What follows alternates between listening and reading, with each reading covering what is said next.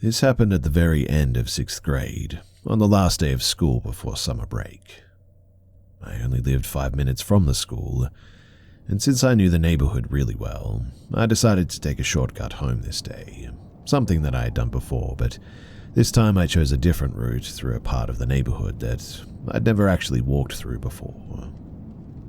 So, it was a quiet street, kind of off to the side, I guess, and it had this weird abandoned sort of feel to it. Some of the houses looked empty, like no one had lived in them for quite a long time. There weren't any people around. The whole street just gave me weird vibes from the beginning, but I figured that I'd be fine. I mean, again, I was close to home. As I was walking on the sidewalk past these empty houses, I noticed a car parked on the side of the road up ahead. The driver's side door was wide open. I couldn't tell if someone was in it at first, and honestly, I didn't want to find out anyway. I don't like being approached by strangers, especially adults when I'm alone. So I did what most people probably would do. I pulled out my phone and I pretended to be on it so that I wouldn't have to engage with anyone. But as I got closer to the car, I heard a man's voice. Excuse me. I glanced over, and that was when my heart dropped. There was a man sitting in the driver's seat, and he looked just like my substitute teacher that I had had that year. Same build, same face, even the same missing tooth. But his eyes were pitch black. I'm not exaggerating one bit too. There was no white, no visible iris at all. Just full-on pure black eyes. And somehow they looked natural, like that's how his eyes were supposed to be. It didn't look like contacts or anything fake. It was just wrong though. The moment that our eyes met, I froze. I didn't say a single word.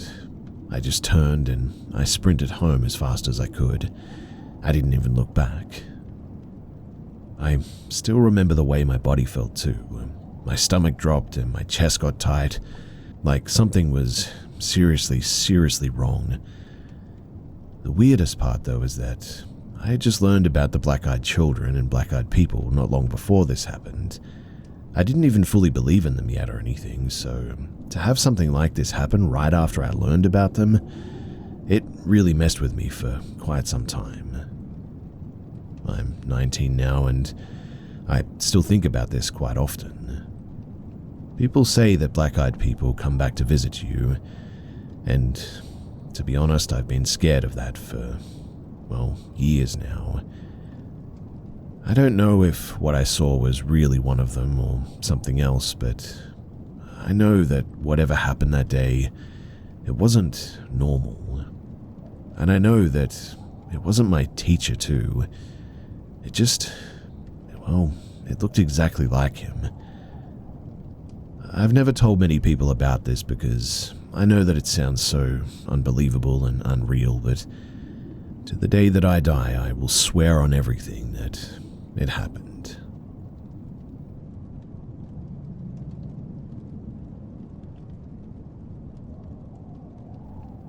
This is a completely true story, and just happened an hour ago. I wanted to talk about it somewhere, and really the only place that I could think of was, well, here. So, for context, my wife and I are on vacation in Mexico. We both honestly are loving it here, and this situation really doesn't change that, but I am definitely reevaluating security. Now, my wife and I went out for dinner and walked back to our hotel. We get inside of our room, are settling things down, etc., and a few minutes go by, and there's a knock at the door. A man quietly says something in Spanish in an inflection that's trying to get our attention. Think room service or something like that. My wife looks at me like wondering who would be at the door at this time. At this point too, I should clarify that we did have the Do Not Disturb tag on the door.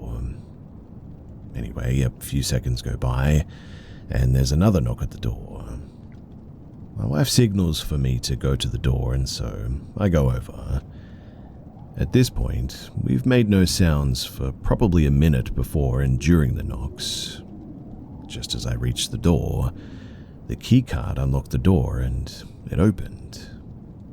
A dirty-looking man had just opened the door and is now about 2 feet from my face.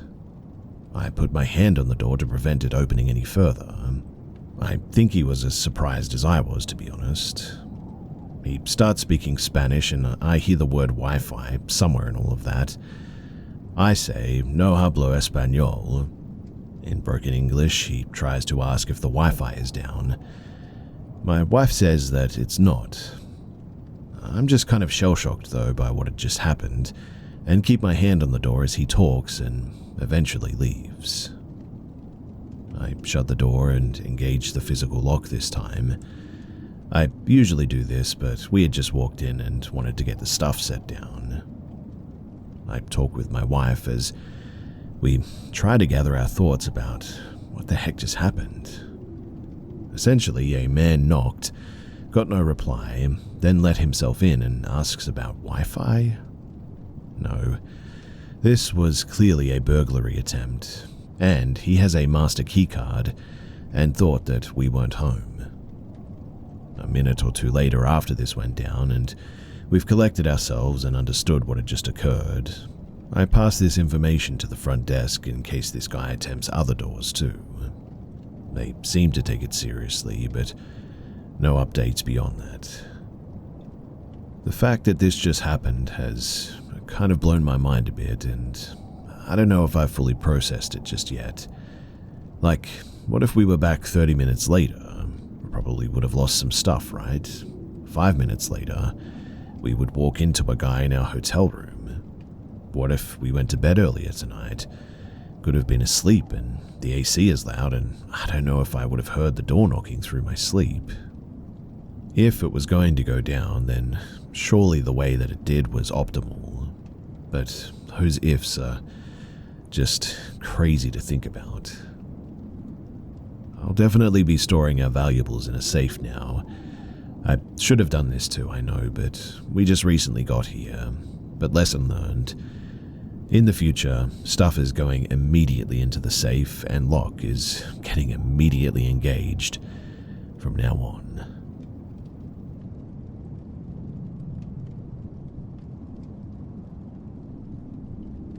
This is going to be a bit of a long one, so you'll have to bear with me here a little bit.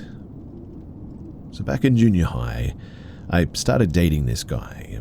He's now my husband. But since we were so young, we had one of those classic on and off relationships all throughout high school. And during one of our off periods, I was going through some typical teenage girl drama and lost most of my friends. This was during COVID, and with nothing else to do, I got into gaming and ended up becoming close with a group of guys that I met online. They also went to my school. Now, I know what you're thinking. One of those girls who only hangs with guys because they're less drama and all that. No. If anything, guy friend groups are more drama when you're the only girl. Anyway, I developed a small crush on one of the guys. His name was Kyle. Not my usual type, but he was funny and easy to talk to, especially after a breakup. I told him that I wasn't ready to date again yet, but that I liked him and could see things going somewhere, eventually. He did not take that well. He kept rushing me, wanting to lock something down, and every time that I asked for space, he got mad. Like, blow up on me and kick me out of the group chat mad. He'd start fights, try to turn the others against me. Didn't really work, thankfully, and was constantly checking if I still liked him if I took too long to reply. Honestly, it was exhausting. Clingy is fine, but manipulative clingy, not so much. Now, I had extracurriculars at the time, a life, and he acted like I owed him 24/7 attention. Despite all the drama, we kissed a couple of times, but we were never official. Eventually, too, I found out other guys in the group liked me too, and the whole situation just got really weird. So I ended up cutting ties with all of them in the end. Months later, I got back together with my now husband, and that really ticked Kyle off. He started posting music on SoundCloud and Spotify, basically painting me as the villain. Songs about how I led him on and how awful I was, etc. But I was happy, and so, in the end, I just ignored it. Now fast forward to about a year after graduation. My now husband had just proposed, we were thrilled, posted the engagement photos, the whole thing. We got nearly 700 likes on Instagram as our whole high school anticipated this happening at some point. Then coincidentally, almost the day after we post the photos, Kyle texts me, asking us if we want to meet up. So my husband says, why not, and we end up going to hang out with Kyle. I know, it was a really dumb idea, but since my husband was about to leave for the military, we figured that it couldn't hurt to reconnect with some people before everything changed, and try to mend some old bonds, I guess. Anyway, Kyle picks us up. He seems insanely excited to see us, which is really weird since we don't really talk and we didn't leave on a good note either. We drive to the mall, walk around, grab some food, pretty normal stuff. We caught up on the year since graduation, but even during that I could tell that something about him had shifted. His smile just didn't seem or feel real, I guess. His eyes were off, like he was looking through us almost. We get back in the car and start driving aimlessly through town. It's late, probably around 10 p.m., no traffic and everything's quiet. And then, all of a sudden, he just starts speeding. Like, not a fun little thrill. No, he's pushing 110 in a 30 zone, flying through red lights, swerving around corners like he's trying to get us killed. I half laughed at first, thinking he was just showing off, but he just kept doing it. He'd casually mention how the seatbelts in the car don't really work, and how he isn't a great driver. And then came the real red flags. He starts talking about how he thinks that he's not wired like other people, said that he doesn't really feel anything when people die. No sadness, no guilt, just nothing. He even said, I think I might be a little bit psychotic. My husband, trying to keep his cool, kinda shrugged it off with an awkward, well, that's not good. But I remember sitting there, heart pounding, suddenly hyper aware of the locked doors, the broken seatbelt, and how fast we were traveling. He then starts bringing up just how badly I had hurt him when we were 15 and that he never really mentally recovered from that. Obviously, I said sorry and that I was a stupid teenager, but I thought that we were past this, since we had both made mistakes. The whole car ride was, as you can imagine, crazy and just really off. He was blasting these songs that he had made about me. Weird lyrics, obsessive stuff. My husband and I exchanged a glance, but we let it go.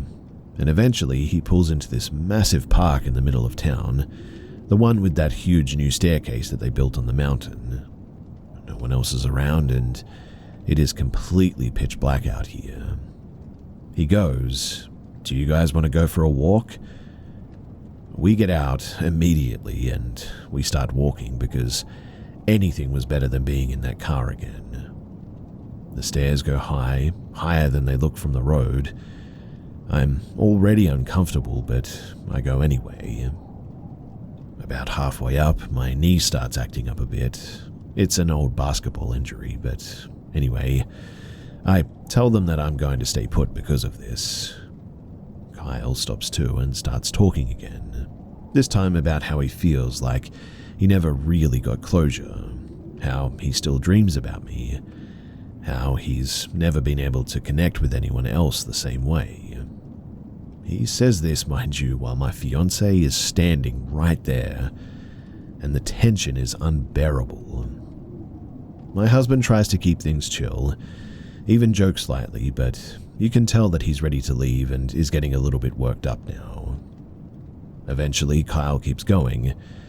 He walks way ahead of us and then yells back, "You guys should come up here. It's crazy. Just look at this drop." We glance up, and he's standing at this unfinished part of the staircase, near a ledge with nothing but raw cement below.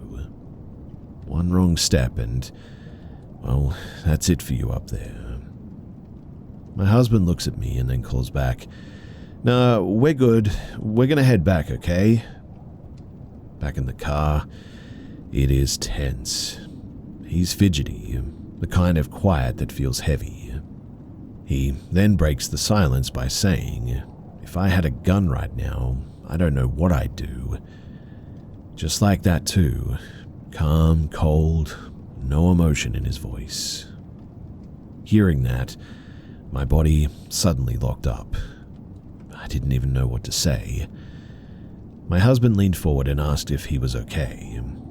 Kyle just gave a weird little smirk and looked away. He said, "I'm good, just making conversation." We were utterly spooked, and kept mentioning that we were tired and ready to go home, but he just literally wouldn't take us. Finally, a cop car slowly rolls into the parking lot at some stage. Normal, right? We weren't doing anything wrong, but maybe Kyle was just unfiltered like how I knew him in high school, but Kyle loses it at this. Starts panicking, slamming the steering wheel, breathing quickly. He mutters, "If he pulls us over, just say that we were having a threesome or something." And I mean, what the heck, right? Well, we just sort of blink at him. I mean, that made no sense. We weren't high. We weren't drunk. We weren't even being loud. But he's acting like he's running from something. Or that something worse was going on.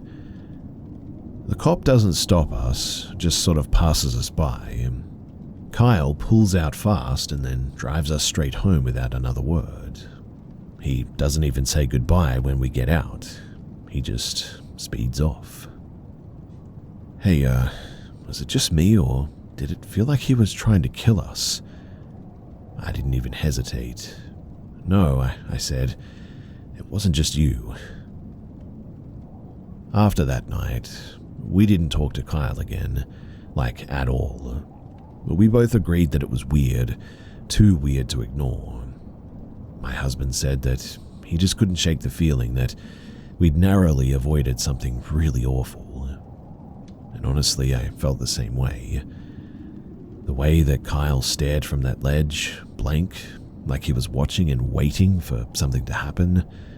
The things that he was saying in the car driving so recklessly. How freaked out he got about the cop. Well, the next weekend we made plans to meet up with some more old friends, the guys in the initial friend group where Kyle and I met. Turns out, they had cut all ties with Kyle too. I hadn't realized just how serious it was, but there had been some drama because apparently Kyle had been dating a girl, her name was Sarah, who cheated on one of the guys in the group, and things got really messy. Sarah ended up getting pregnant, but wanted nothing to do with Kyle. Sarah claimed the baby wasn't even his. Now that the kid is born, it really does look like the guy she says is the father, but still. Heavy emotional stuff, right? And Kyle, well, he didn't seem to be coping. We told them about our strange night with him, about the car ride and all that. The creepy conversation, the ledge, the cops. They didn't even flinch. In fact, one of them actually said, "Yeah, that sounds like something that he'd do." But then they brushed it off, like jealous maybe, but harmless. That was what one of them said. Still, the more that we talked, the darker it seemed to get. They told us that when Kyle found out that I was engaged, that he went off the deep end, full-on drinking rampage, punching holes in the walls, tried to fight another guy in the group who, by the way, is one of the gentlest people that you'll ever meet and is on the spectrum. Then, Kyle just sort of disappeared for a few days. Wouldn't answer texts, wouldn't call back. When he finally resurfaced, it was like nothing happened. Just showed up at their condo like he hadn't dropped off the grid after threatening one of their closest friends. Smiled, laughed, acted normal. No apologies and no explanation. Well, weeks go by and my husband ships out for training. I stay in town but move back with my parents to wrap things up before I move when he's done. My parents live about 30 minutes outside of town, and it's a very, very small community where they are. They have about 3 acres of land, and it's a dirt road leading only to their house. I always felt safe there though, since we had cameras everywhere and everyone in the community owns guns, including my dad.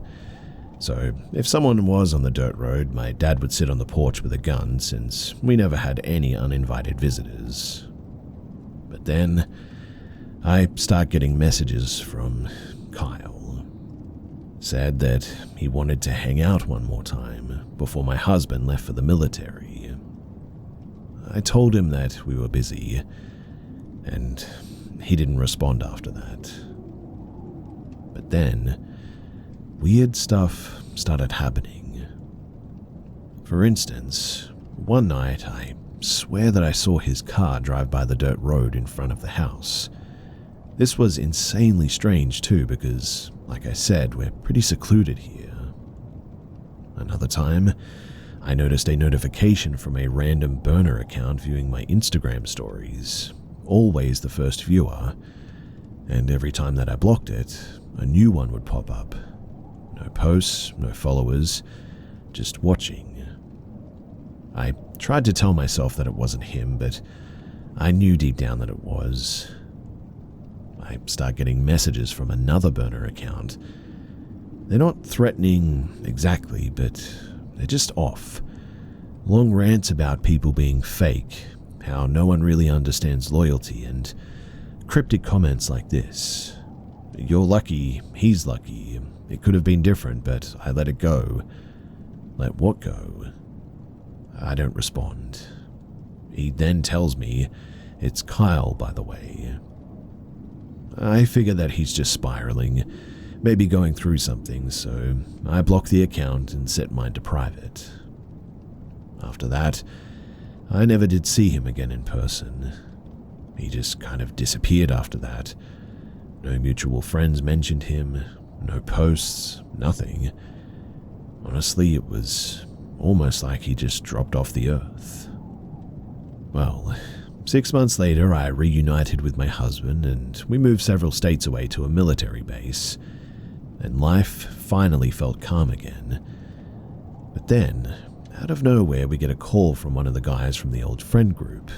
A bunch of them were still roommates, so they're all together when the call came in, and it started like this. Did you hear what happened? What, is everything okay? Kyle tried to break into Sarah's house. I just froze. Why? Why would he do that? Well, he claimed the baby is his, said that she'd been lying to him the whole time. According to them, Sarah said that he had showed up out of nowhere, managed to get inside, and at some point, while holding the baby, had tried to take her. In the chaos, she said that he had somehow stabbed her, and he was arrested not long after that. That's probably why no one heard from him, and why he vanished. But then, it gets worse.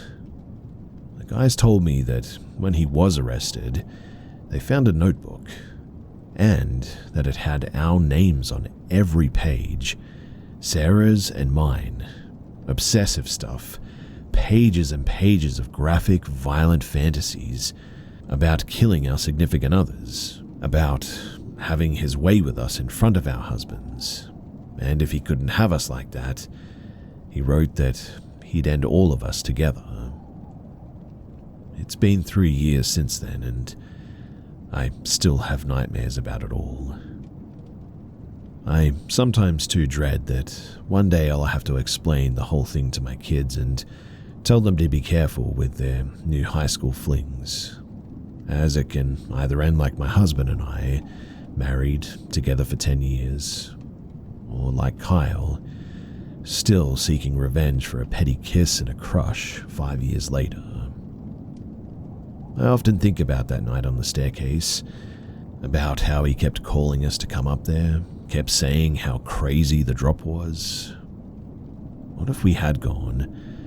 What if we hadn't have stopped halfway? What if I had never had that basketball injury, or my husband put his foot down? And what if that cop hadn't have shown up and spooked him just enough to, well, stop whatever he was trying to do that night?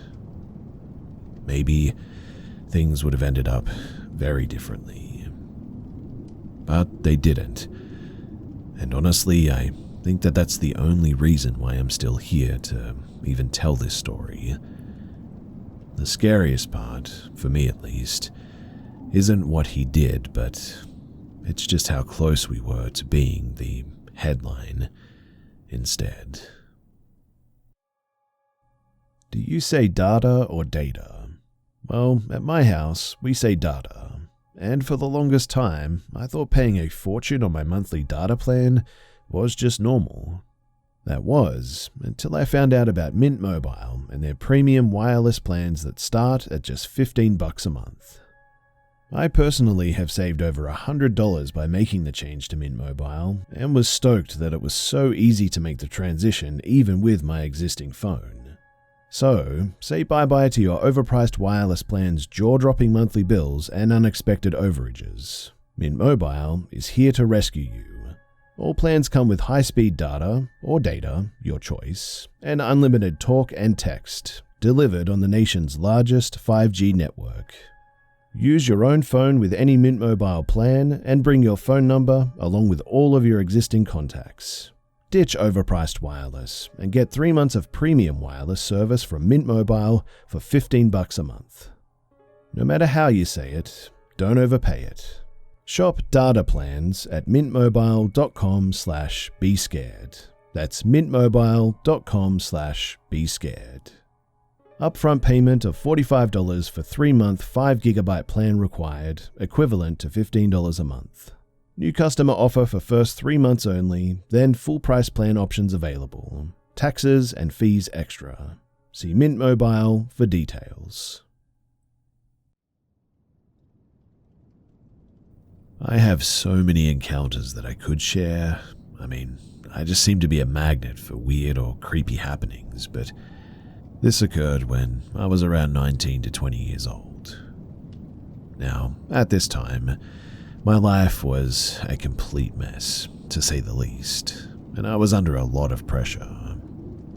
One of my favorite things to do was to go to a used bookstore that I've gone to since I was little, and you can exchange books there for some store credit, so I hadn't had to really pay for a book in years. This bookstore was in a strip mall, and there was a 7-Eleven where I would often get myself a soda and sometimes some cigarettes. The people at the bookstore didn't care if I had a drink in there or whatever, so I would often do that and just sort of browse around. Now, the men in there were probably in their 40s, and they were checking me out and making some comments. When I bought my cigarettes and the cashier saw that I was over 18, he said to me, "Wow, you're 20?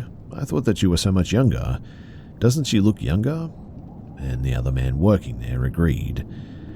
It seemed like a bit of an odd thing to say, I guess, but anyway, I wanted to sit at the Starbucks across the street, but there was no seating. So I lit my cigarette at the 7-Eleven, and it turned out that the cashier decided to take his break and smoke at the time. I tried to be casual and not seem creeped out, but my guard was up, so I wandered over to the store to stay away from whatever that they were doing. I was in the bookstore for a while.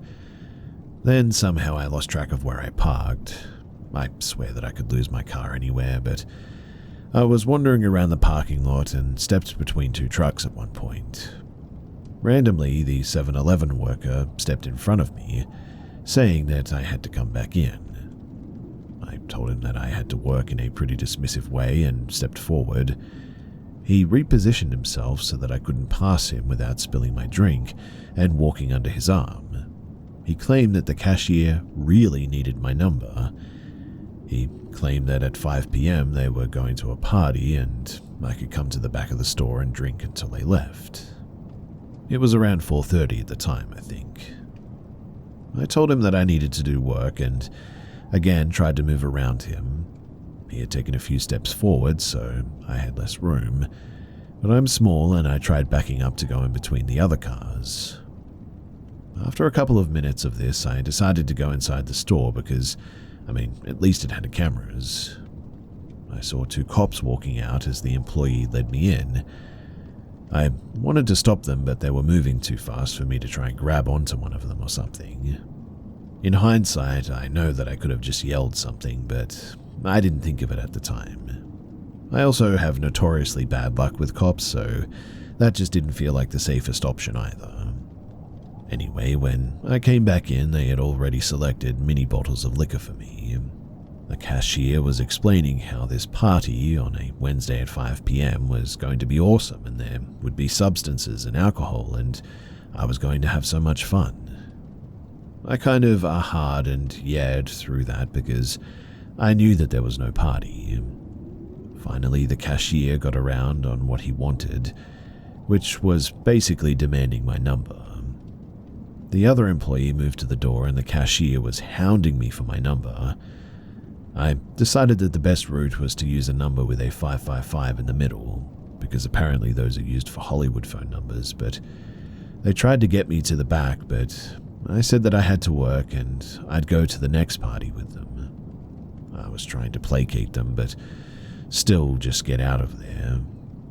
Somehow, too, no one else was in this 7-Eleven, and basically I was fending off 2 creeps with nothing but a soda and a bag of books at this stage. I finally managed to appease them and exited, but knew that they would be watching me. I knew that I couldn't walk to my car and go off to Nanny because I didn't want them to see my car at this stage. So I walked as calmly as I could to another store and frantically called the dad of the kids that I was going to watch. At this point, I broke down and I was shaking and crying, and his wife was at work, so he was really my only hope to get out of there quickly. He pulled up in front of the store and I jumped inside. I caught a glimpse of them looking out of the window, but I don't think that they saw me, to be honest. It wasn't until late that night that we went and we picked up my car. Friends who I have spoken to about this have different ideas of what they wanted. Whether it was trafficking, kidnapping, or just holding me in that gas station, I still don't completely know what it was, but those are for sure some of the options, and they definitely did not have good intentions. That much is clear. Looking back, I can laugh a little bit because as soon as the dad came, I noticed a hammer in his car and asked if he planned on attacking them for him to say, "You just never know when you might need a hammer." I'm thankful that he was there to help me.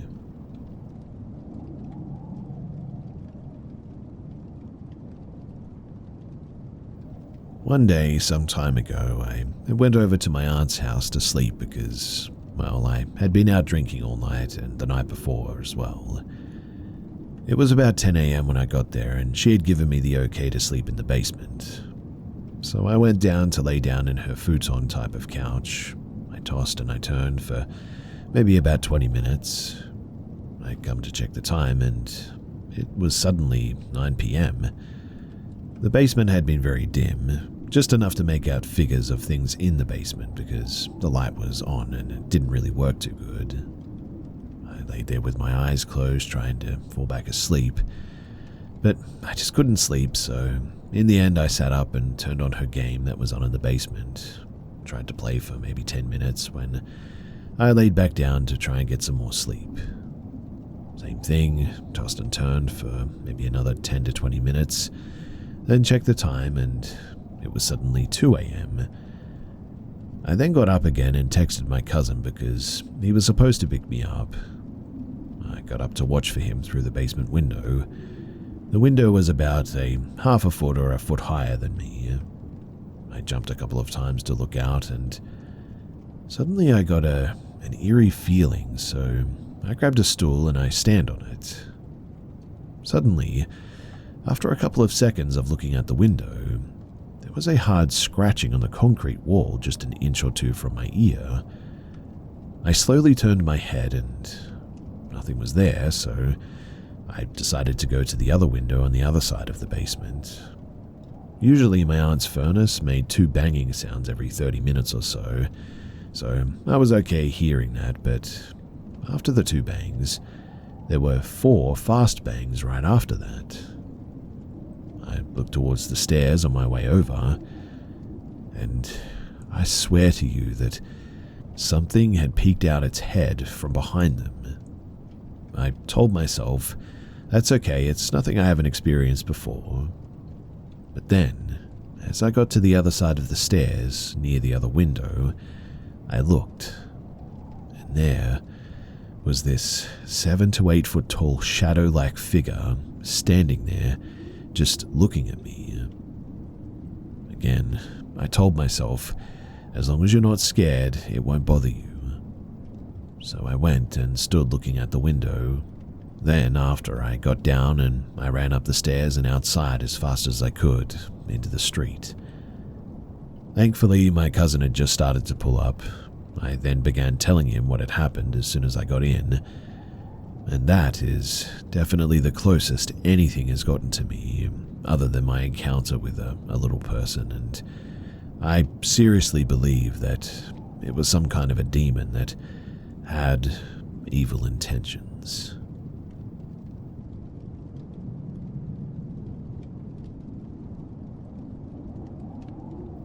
I'm 22 now, but this happened when I was around 13 to 14 years old. So me and my mother were on a hike through Panther Creek Trail in northern Georgia. We hiked around 4 to 5 miles into the trail.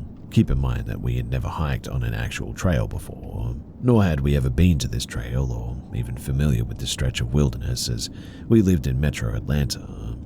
But our goal was to reach a huge, beautiful waterfall at the end of this trail, Panther Creek Falls.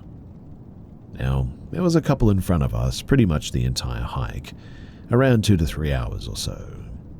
Once we reached around the 2/3 mark, the couple in front of us were talking with each other and said that it was getting late and that they should probably turn back before it got dark. One thing that I should note is that there are parts of the trail that are very tight trails on the sides of hills which had no guard fences or rails, and the trail had a 50 to a 150 foot drop into a creek at the bottom, lined with huge boulders.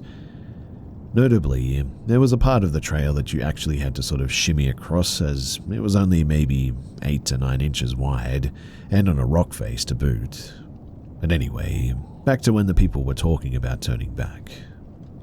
So my mum heard them talking about it and told me the same thing, that we best turn back.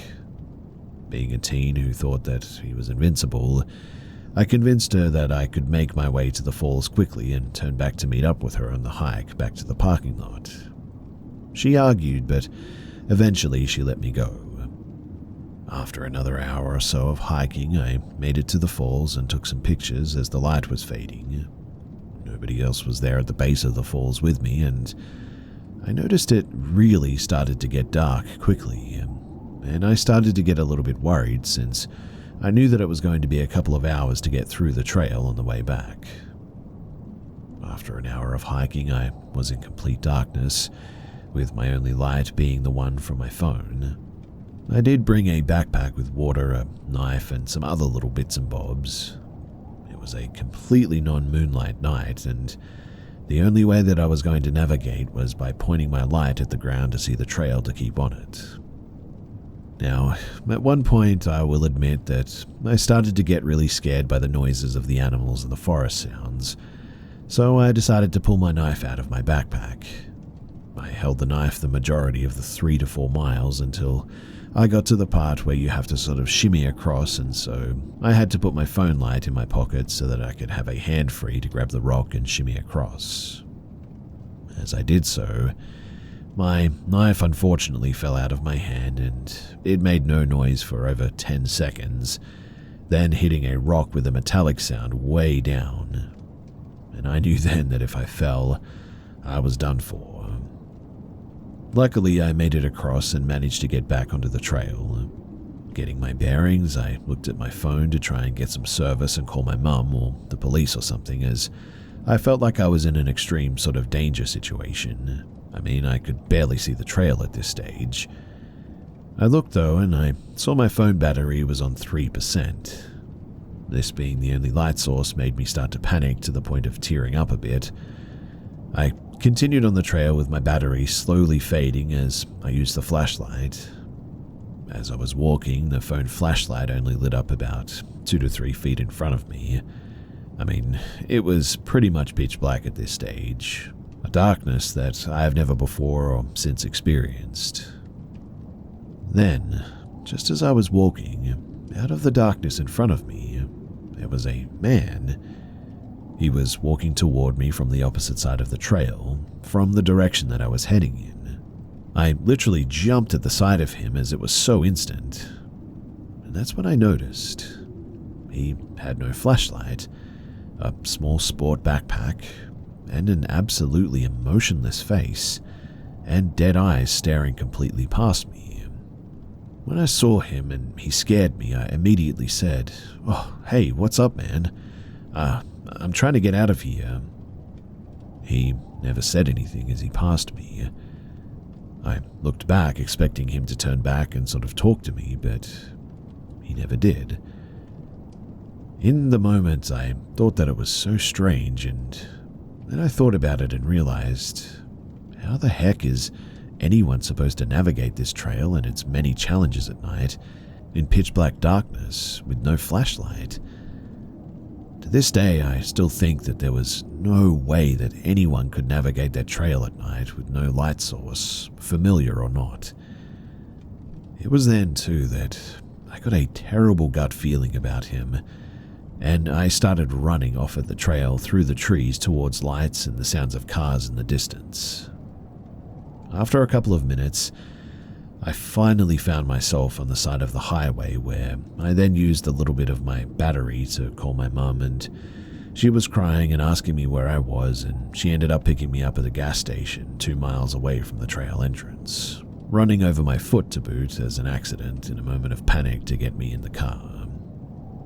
I later told her the whole story, and since then we haven't hiked since.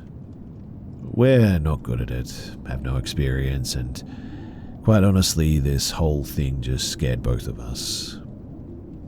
I still don't know if the guy was a ghost, a person just trying to catch people on the trail and do things to them or something, or maybe just a figment of my imagination. But quite frankly, I didn't care to stick around long enough to find out.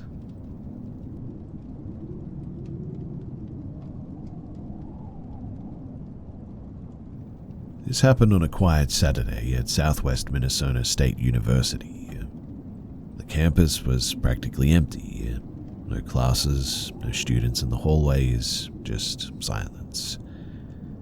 Now, I had 30 minutes before work on campus and didn't feel like walking all the way back to my dorm, so instead I decided to rest on a couch in one of the main buildings.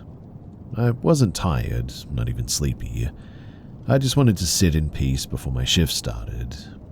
So I got comfortable, closed my eyes for a moment, not asleep, just resting.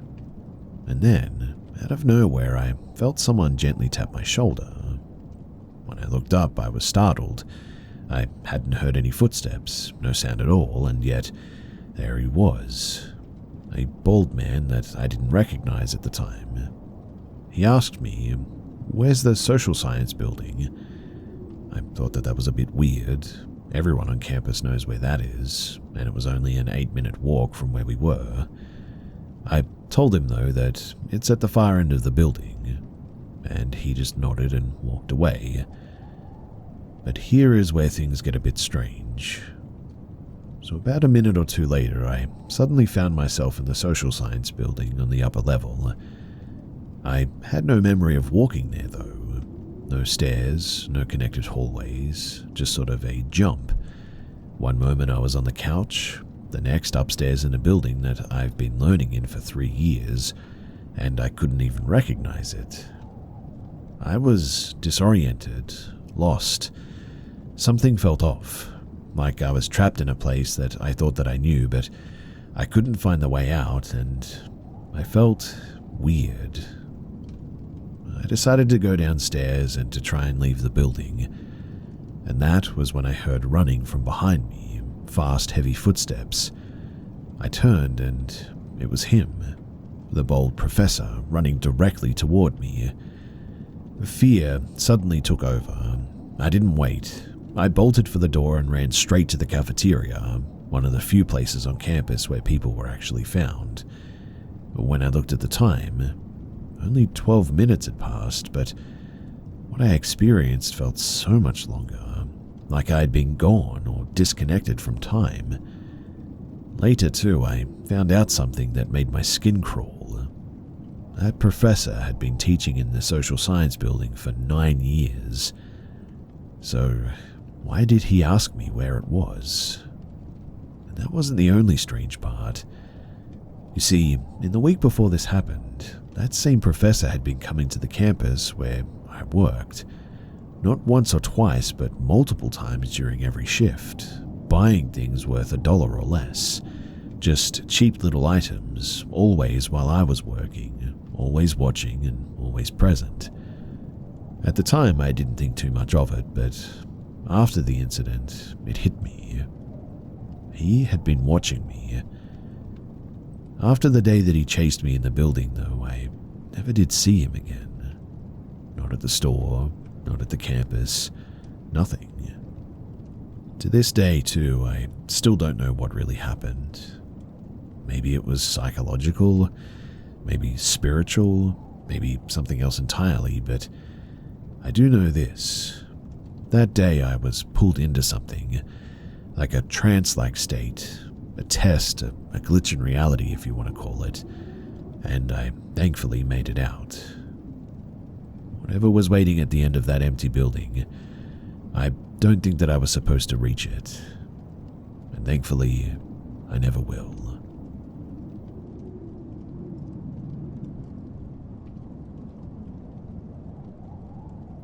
To be completely honest with all of you guys, I'm still 50-50 on the ghosts or paranormal thing, but I do have a couple of experiences that I really cannot explain. One in particular has always frightened the heck out of me when I look back on it. So I live in Utah, and we have Mormon churches literally on every block and in every neighborhood. A lot of my friends growing up, and to this day are Mormon. I used to go to this thing called Young Men's, it's essentially Boy Scouts, with my best friend who lived directly next door.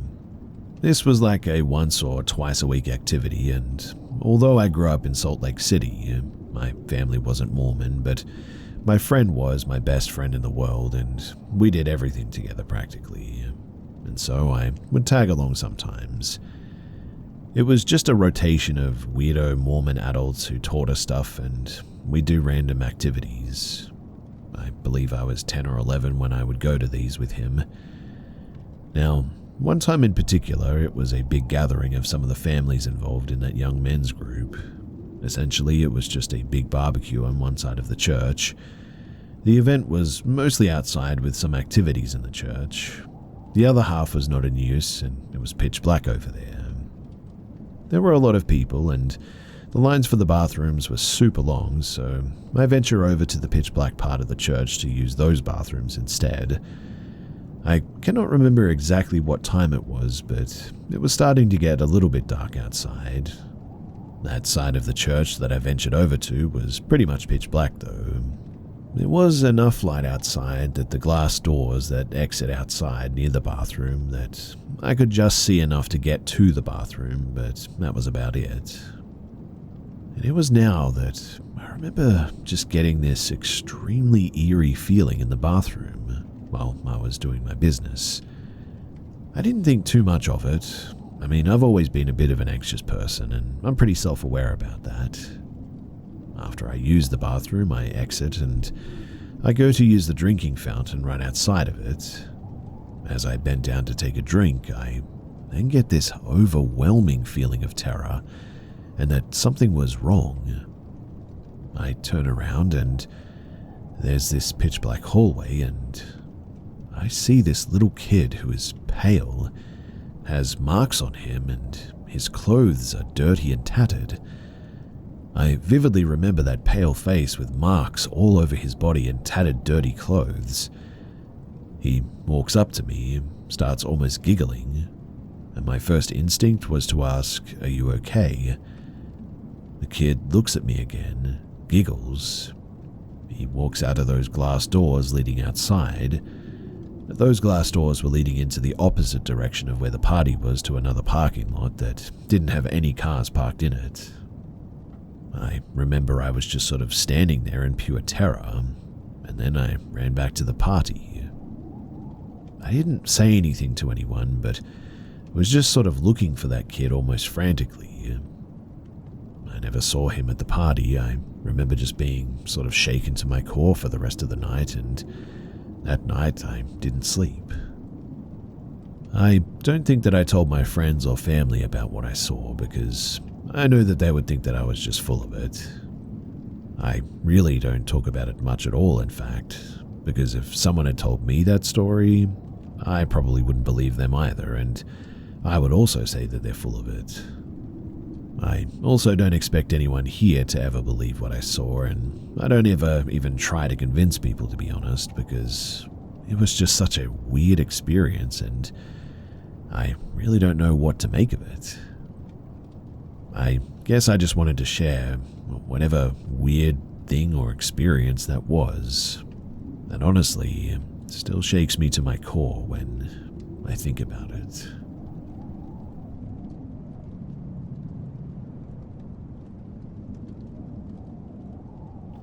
I was around 9 or 10 years old when my mum and I moved up north to the southwest of the UK.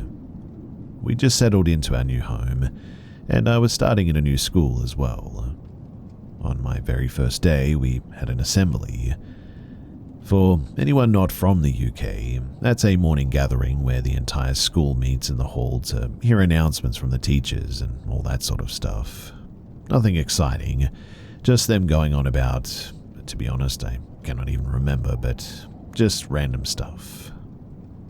Anyway, one detail that always stood out to me, even then, was how close the school was to a major naval base, which was just down the road at about maybe 500 meters away.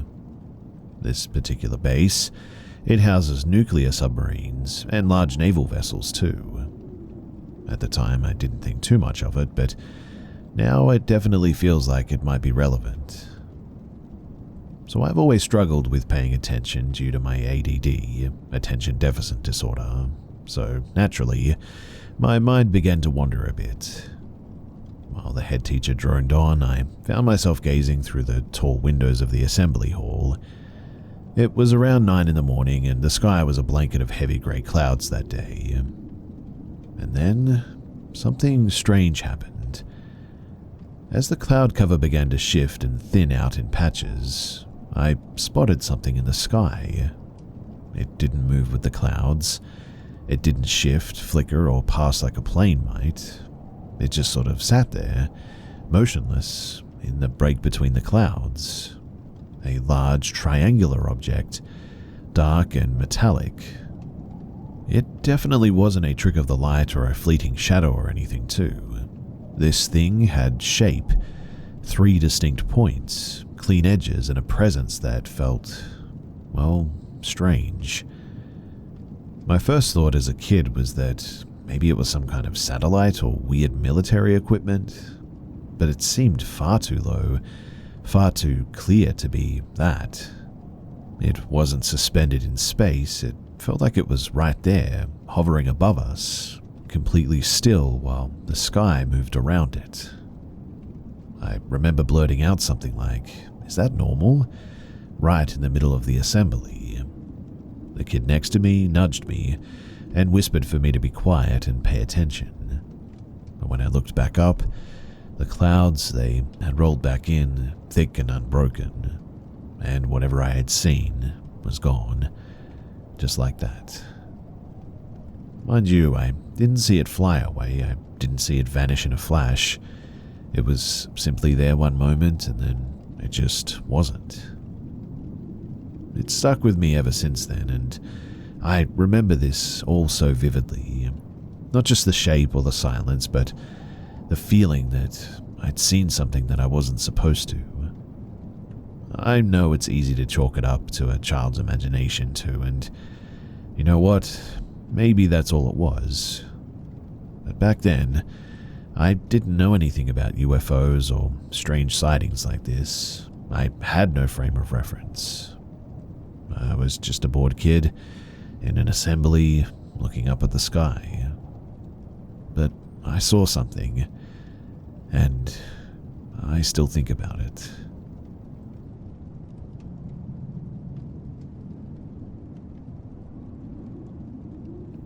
This begins back when I was 15. Just for some background too, I work in a 5-star Michelin restaurant as a waitress in a sweet little area. We usually don't get anyone with bad intentions, usually just snobs really. Anyway, Easter Sunday of 2022, one of the busiest days of the year for us, a man, who will be known as the Easter Man, came in looking for a table for one. He was in a 3-piece suit with a carton of chicken eggs. He was sat in my section, so I go over to get a drink and food order. Once I got his order, he kept me talking, asking about my education, what I was doing in school, what my plans for the future were, what my hobbies were, my name, etc., etc. Just a little too much to be polite, but I let it slide. I was busy and tired, and I didn't want any trouble. Eventually, he left for the day, and quite honestly, I thought that was that. Now, for the next couple of months, he would come in 2 to 3 days every week. He got more confident too, attempting to flirt with me, asking me to come out with him after work. However, things got worse when one shift, I was walking him to his table and he slid his hands down my back and over my butt. I turned around and somehow politely told him not to touch me and do not push my boundaries, as I was only 15 and he knew that. After that, I didn't serve him that day. A week later he came in and I refused to serve him once again. My manager took over his table, and yet when everybody was on break and it was only me on the floor, he came inside. He knew by that point that it was table service only, and came up behind me, bringing his hands down on my arms. I was shaken up by that, but politely again told him not to touch me.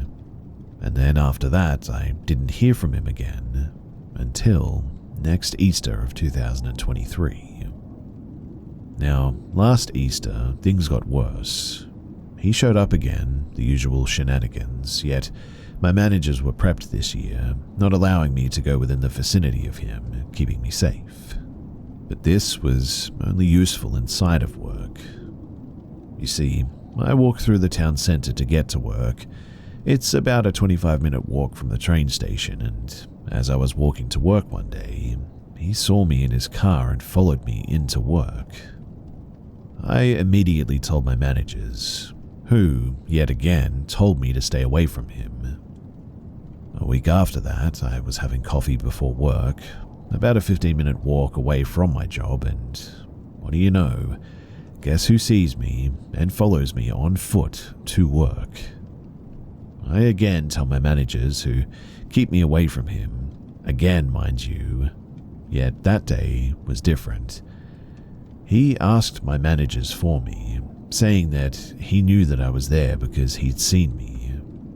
Now, last year, in 2024, I took a lot of holidays around Easter time and was off for a lot of exams at that point.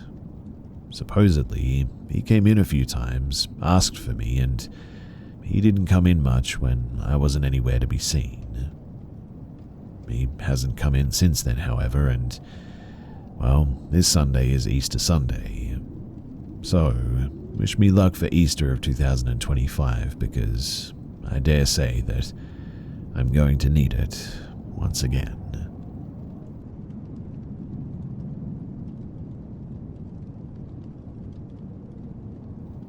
This experience happened when I was 21, 5 years ago now. It's something that has played on my mind since, but I've never really talked about it. So, I went to dinner with a friend from university. Her name was Amy. We had one glass of red wine each with dinner, and I was staying at her house that night. So by the time that we got back, I was totally sober. Like I said, it was one glass of wine with dinner anyway. I never even felt tipsy.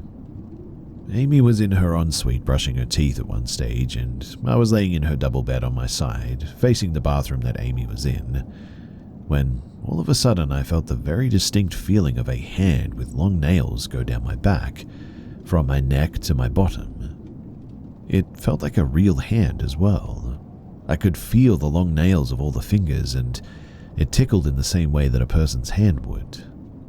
I spun around in shock and faced the other side of the bedroom, and for a split second, I saw a tall, middle-aged man facing me with his eyes boring into mine. It was the most uncomfortable, unnatural thing that I have ever felt. He was perfectly aligned with the far wall of the bedroom, and I saw him about 5 meters away, so no explanation for the human hand scratching down my back.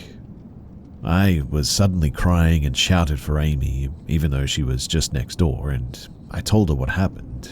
I was super emotional at this point, obviously. And then she started crying. I asked why, and she told me that she felt like somebody had been watching her from the corner of her room for months now. She even showed me text to her boyfriend where she had told him that she was struggling to sleep because she felt like she was just being watched all the time. Now, a well-known male serial killer, in London at least, that preyed on young women, used to live 2 doors down from Amy's house. I didn't know this as well until I looked it up afterward, trying to find information about this place. It's taken me years to process this because of just how real it was. I mean, I felt the hand scratch me. I saw the man right there, and this stuff is real.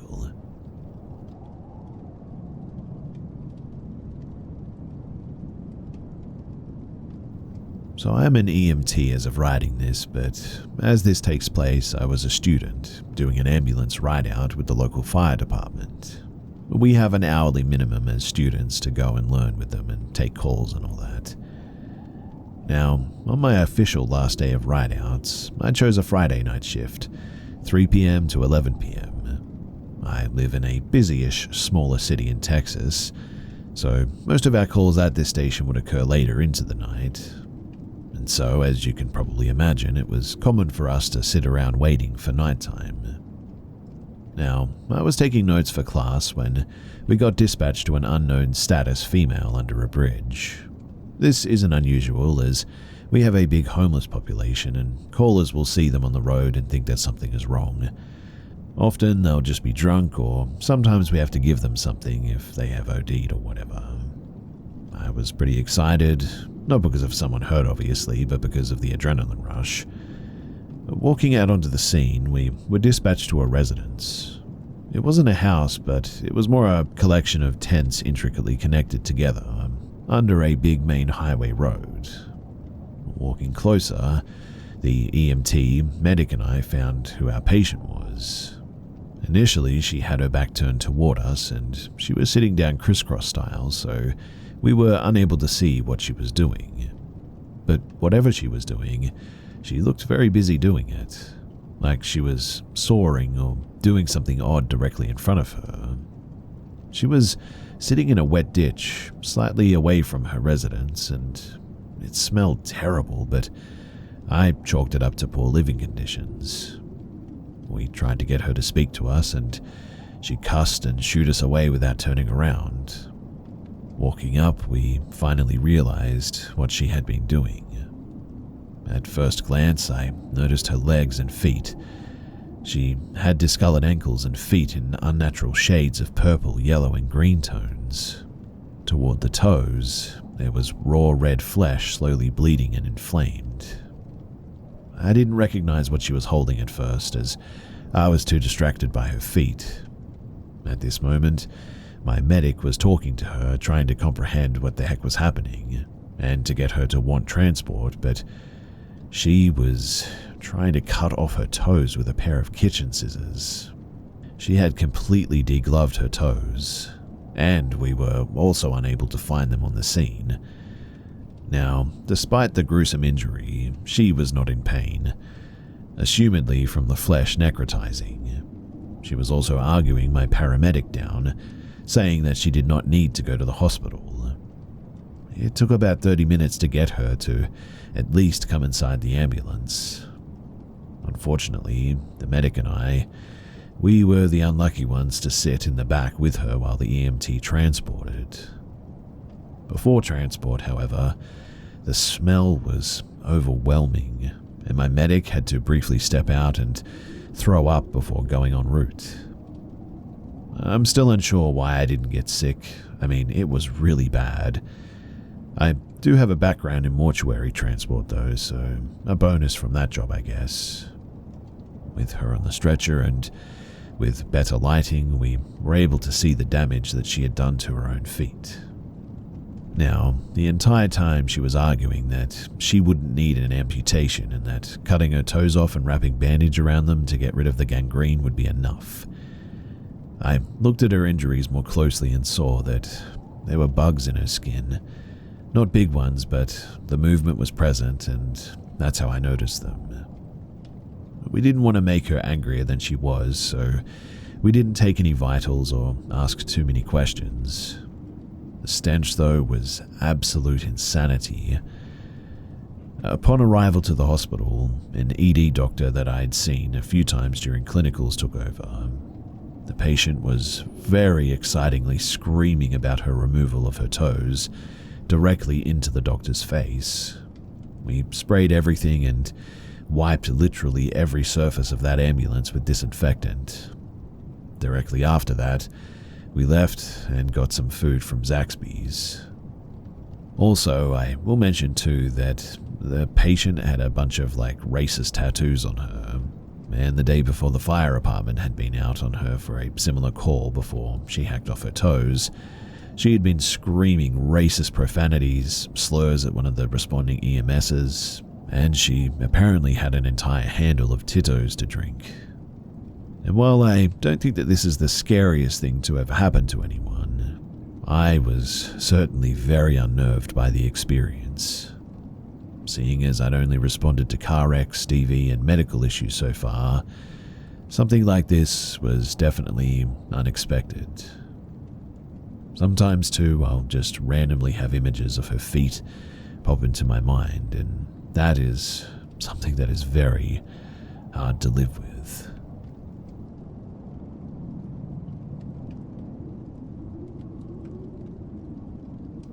So I'm 27 and my mum is 49. We don't live together, but we stay close by generally. Her name is Linda.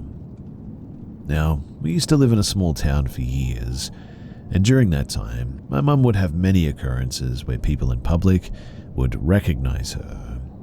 She's a DoorDasher, so it would happen often at restaurants, but also pretty much everywhere else as well. At gas stations, getting a fountain drink and gas, at a Walmart, even at the post office. Whatever this thing is, it always makes an impression, where the people around her point out that it's her. They'll say things like, "Back again already, huh?"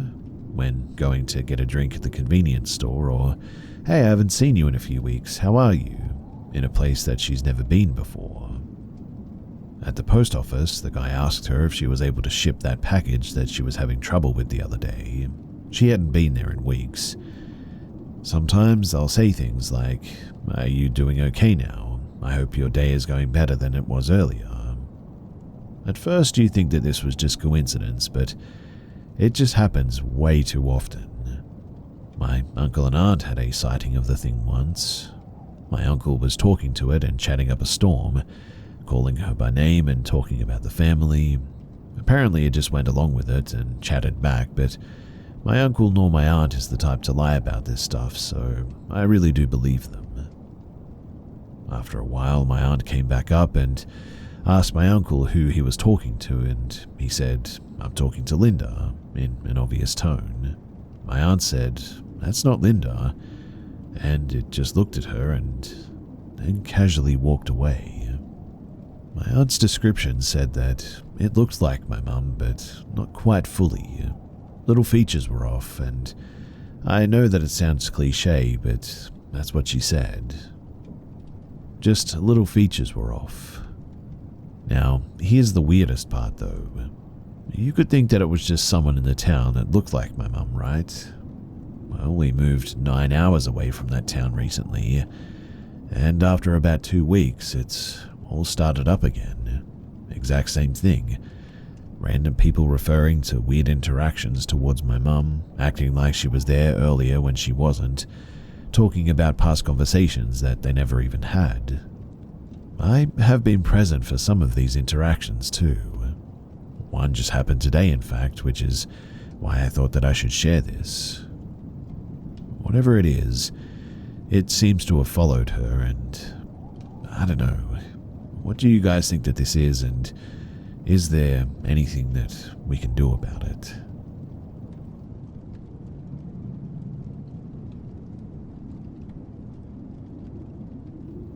In the summer of 2014, my then girlfriend and I got access to her brother's apartment.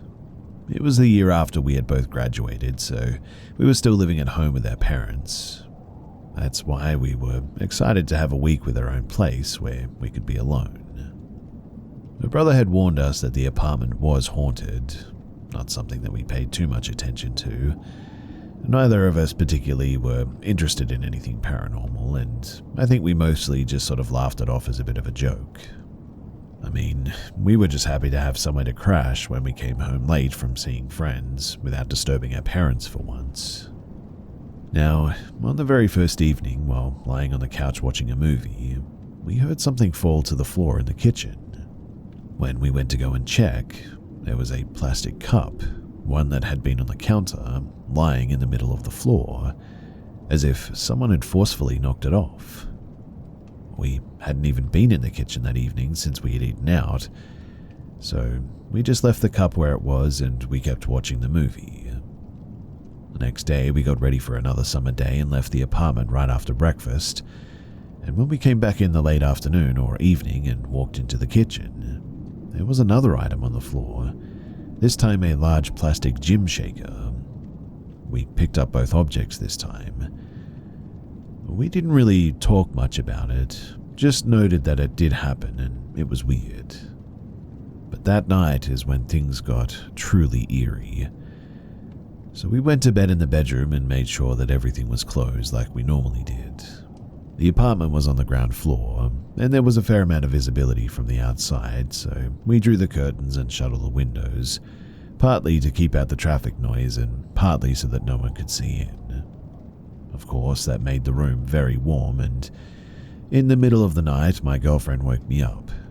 We were both lying on our backs in bed when she told me to look up, and the ceiling lamp, which hung from a long cord, was spinning rapidly, as if someone had given it a powerful push to make it rotate in a perfect circle.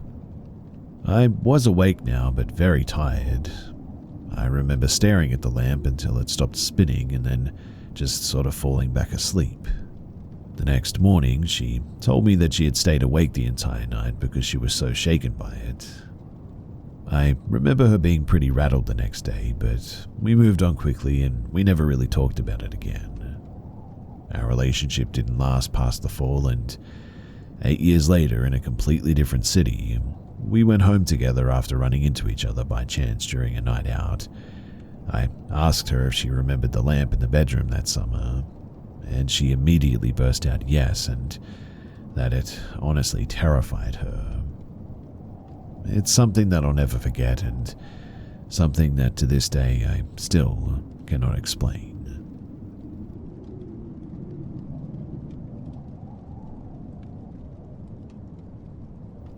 For many years I've been thinking about this, and I still don't know if it was just my childhood imagination.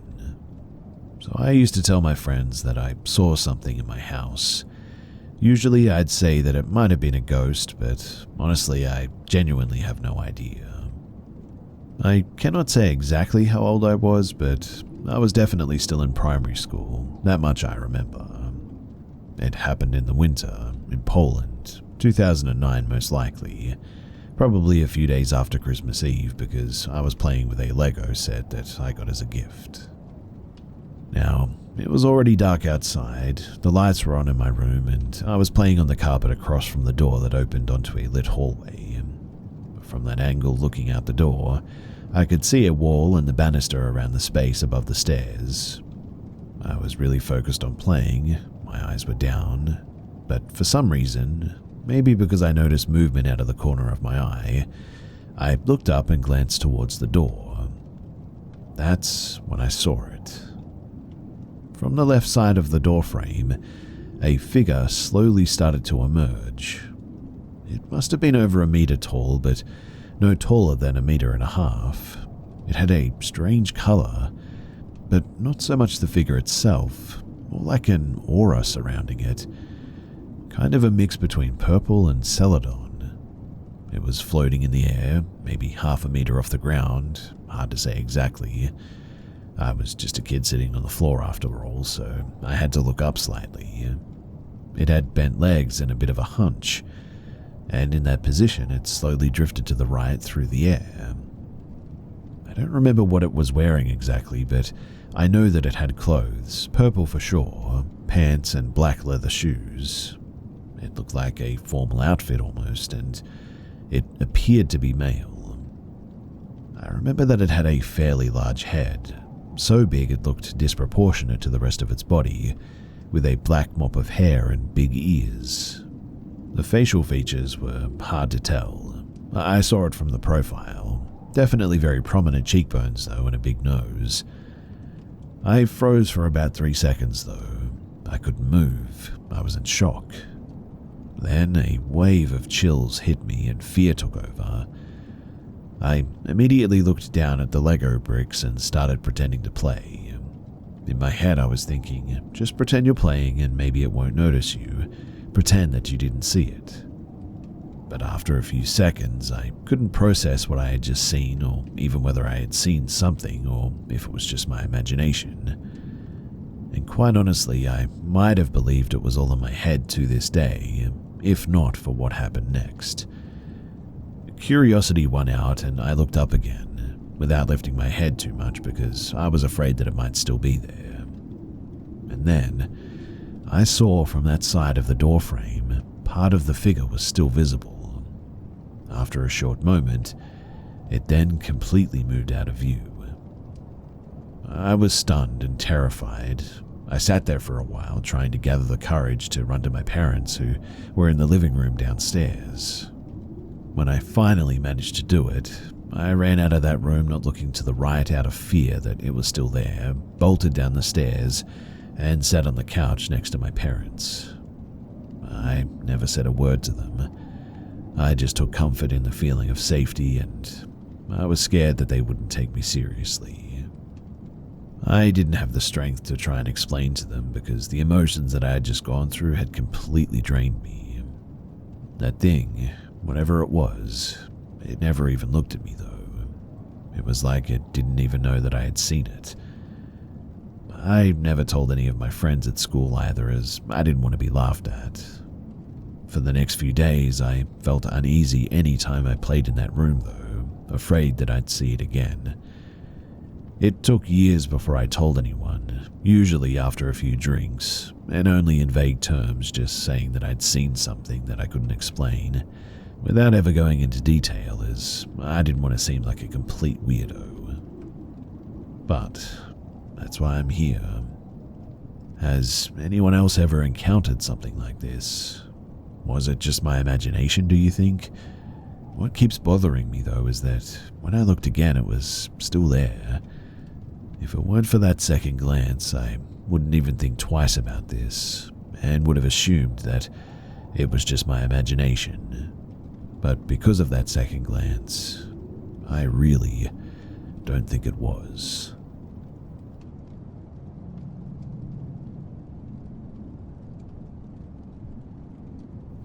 This happened when I was a kid. My parents and I had moved to this apartment complex back in 1986 that was built in the 40s during World War II. The basement had a fallout shelter installed, and in the fallout shelter, there were gas masks, tins of old food, old World War II posters of enlisting. I was about 2 years old at the time that we moved in, so I didn't really understand or comprehend all of this, but I didn't start to have experiences until I was about maybe 5 years old.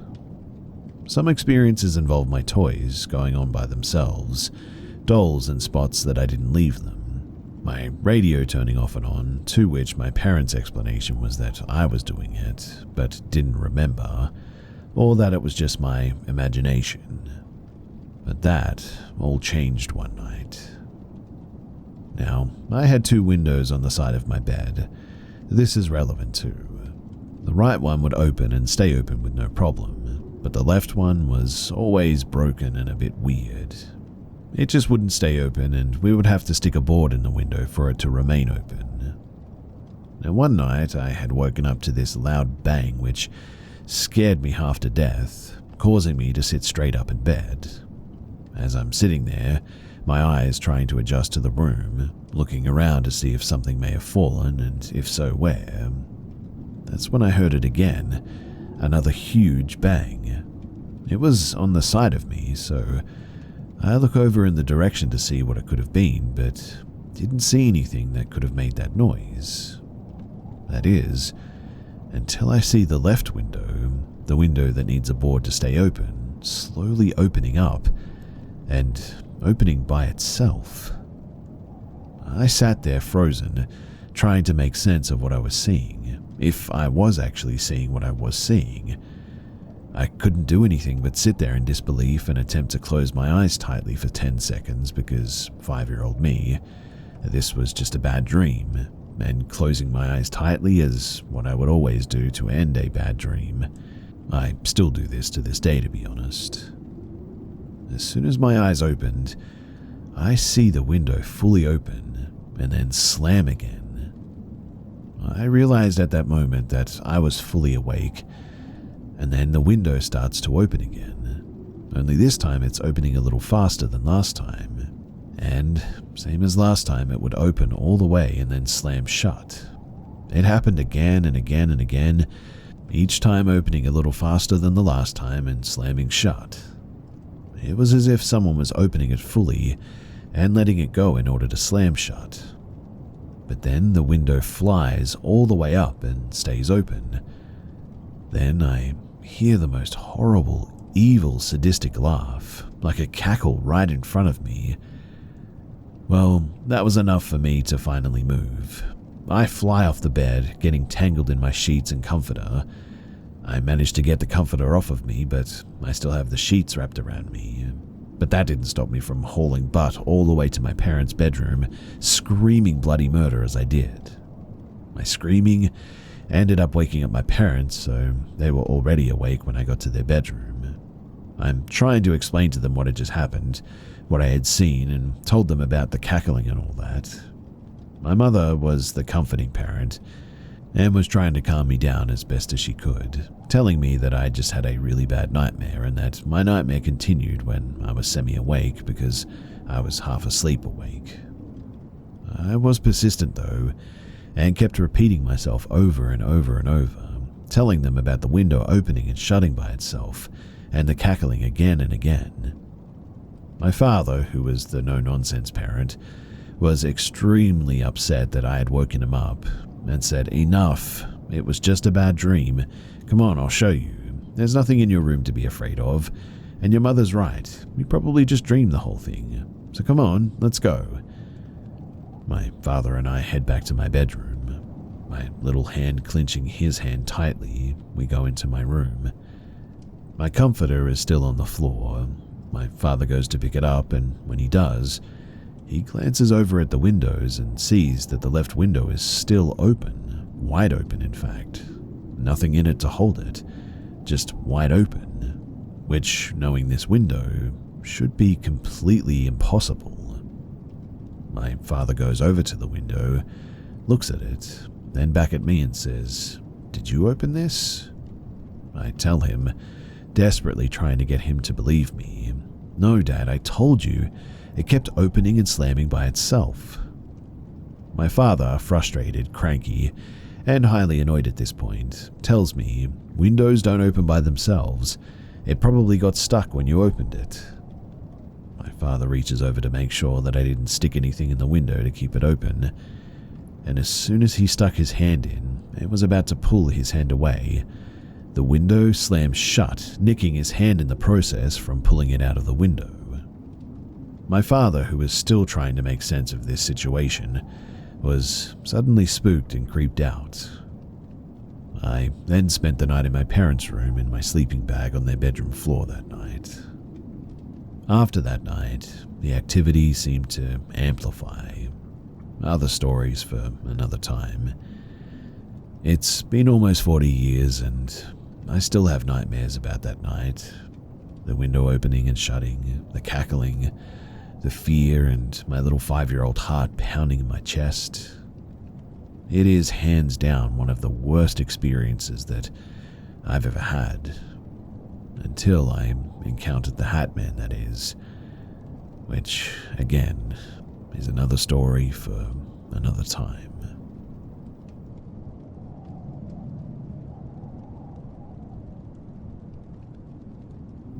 In 2008, I was a sophomore in high school. The first day of school, I was sitting in my English class when this kid, whom I had never seen before, entered the class 10 minutes late. His name was Mike. The teacher asked why he was late, and Mike responded with, "Sorry, teach, I spilled strawberry daiquiri all over my shirt and had to change it." Mike was a bit of a class clown who was more trouble than funny, to be honest. He was the type of guy who believed he could do whatever he wanted and there would be no repercussions. For example, one day in English, the teacher was late getting to class. Well, Mike said that since the teacher was 10 minutes late, legally we were allowed to leave, and so he did so.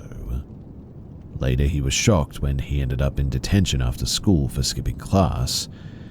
But Mike and his friends were the group that would sit in the parking lot at lunch and rev the engines of their Subarus and act like they were in Tokyo Drift or something. I remember that Mike played football that year and was livid that the coach didn't make him the starting quarterback, despite him not being all that impressive as an athlete.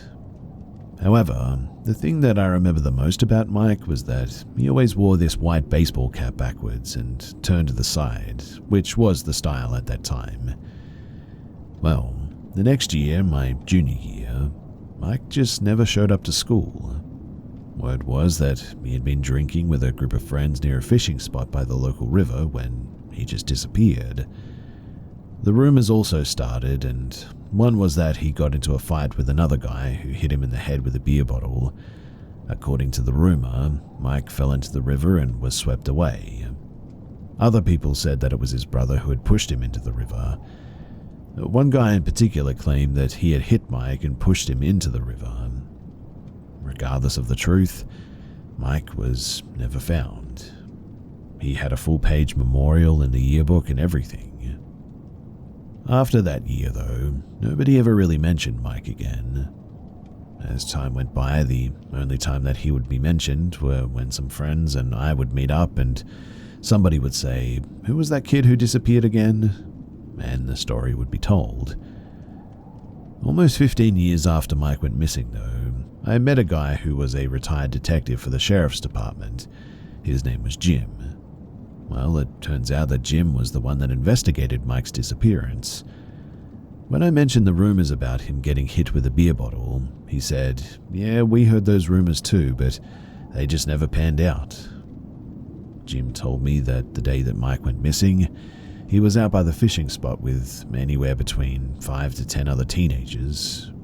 Mike had paid a homeless guy to buy a beer from the local store, so he and his friends could party out there.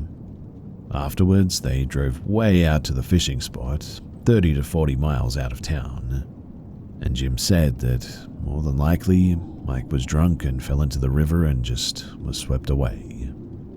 They never did find the body, which Jim said was probably in the Gulf of Mexico by now. Jim asked what kind of student Mike was in school. I told Jim that I thought Mike was an entitled class clown, to be honest. Jim wasn't surprised. Everybody else told him what a great student that he was, which he said isn't surprising with missing persons cases. Jim said that nobody wants to be the person who spoke poorly of the guy. He also said that he got the same feeling about Mike's parents. Dad came across as a bully who peaked in school, and Mum was the homecoming queen sort of deal. People who just never really moved on past that point, I guess.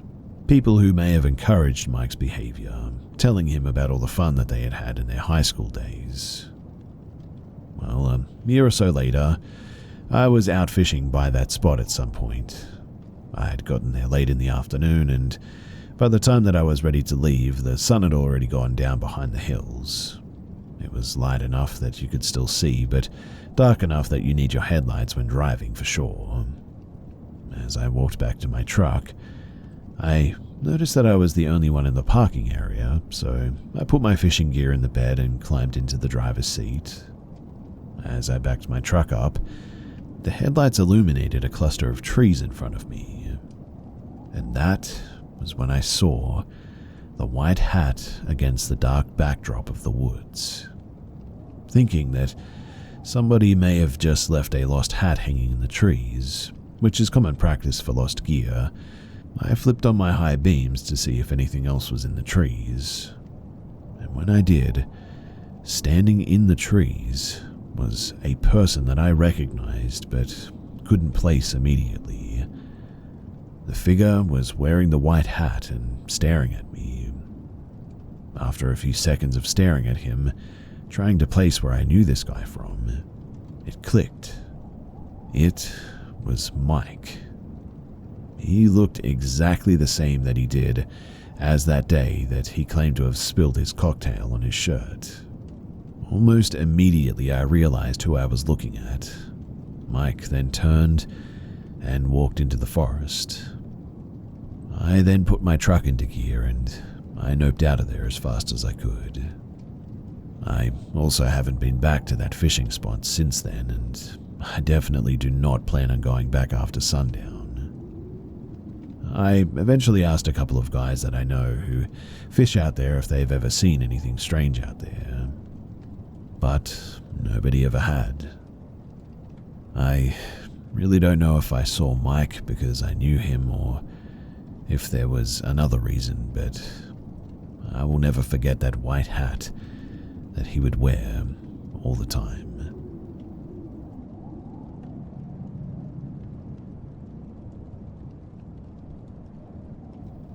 This happened around November of 2021 in Garner, North Carolina. North Carolina, being how it is when it comes to weather, it was a fairly warm night this night. I went to the neighborhood soccer field to go stargazing and to look at the full moon. The sky was clear and the moon was bright. It lit the field up nicely, in fact. After I set up my telescope, 20 minutes passed by with my back turned towards the neighborhood. I see a light dance to my left, so I turn around. A guard is doing their routine patrol and checking for intruders, so I think nothing of it and I turn my attention back to the stars. Then, I heard a noise that didn't sound human or like an animal. A deep guttural sound came from far behind me and I turned to look again. It was the guard. It didn't feel right at all and I turned back to start picking my stuff up. Then I hear footsteps getting closer and the light was gone. "What a wonderful night, isn't it?" the voice asked. I turned to respond, but I noticed something off. The figure stood straight, like a soldier in the military, feet together and arms to his side. Yeah, it is," was all that I could muster out, and continued gathering my telescope and bag. "What's your name?" the guard asked. The way that he asked was unsettling. It sounded sort of layered, I guess, as if there was another voice speaking along with his, curious yet menacing. My name's Jackson," was all I responded with, giving a fake name. I turned to face him and then I noticed why it seemed off. The figure was wearing a guard's uniform, but it looked worn and tattered. Its skin was black as a void, and I tried to look at its face with the moonlight, but there was nothing but a smile, a big menacing smile. "Nice to meet you, Jackson. My name's Mike," he said as he tilted his head to the side, revealing that there were no other features but that insidious smile. I began walking towards the neighborhood, but when I walked past him, my spine felt like it was turning into ice all of a sudden. And what followed made me terrified. It was the smell of sulfur. "Have a wonderful night, Jackson," was the last thing that I heard, and the act was slipping. The voice sounded inhuman, and even though I gave him a fake name, it made it worse. I walked far enough away to where I could still see the field and have a good distance away to see if he would return out from there, but he never did. So, a few months later, it was February, I was on a nightly walk and I stopped by the neighborhood office to visit the cat that resided there. While I was petting and playing with the little guy, a night guard stopped by to check on me to see if I was all right. I told him that I was and that I was visiting as the cat was in my lap, and before he walked away, I asked him if there was anyone named Mike that worked there back in November. He asked why, and I explained what had happened around that time, and then he promptly went to go and find me an answer. After a few more minutes, he came back out and looked confused. There was no one named Mike that worked there around that time in November, and he looked just as confused as I did, but maybe a bit more horrified considering that was apparently his next area to check. We talked a bit more about how we both didn't like to mess with the paranormal, witchcraft, anything of the sort, and we parted ways, leaving me more unnerved than I was prior. To this day, that night still freaks me out, sending bad chills down my spine whenever I remember the disturbing and sinister smile that pierced through that void that was its face.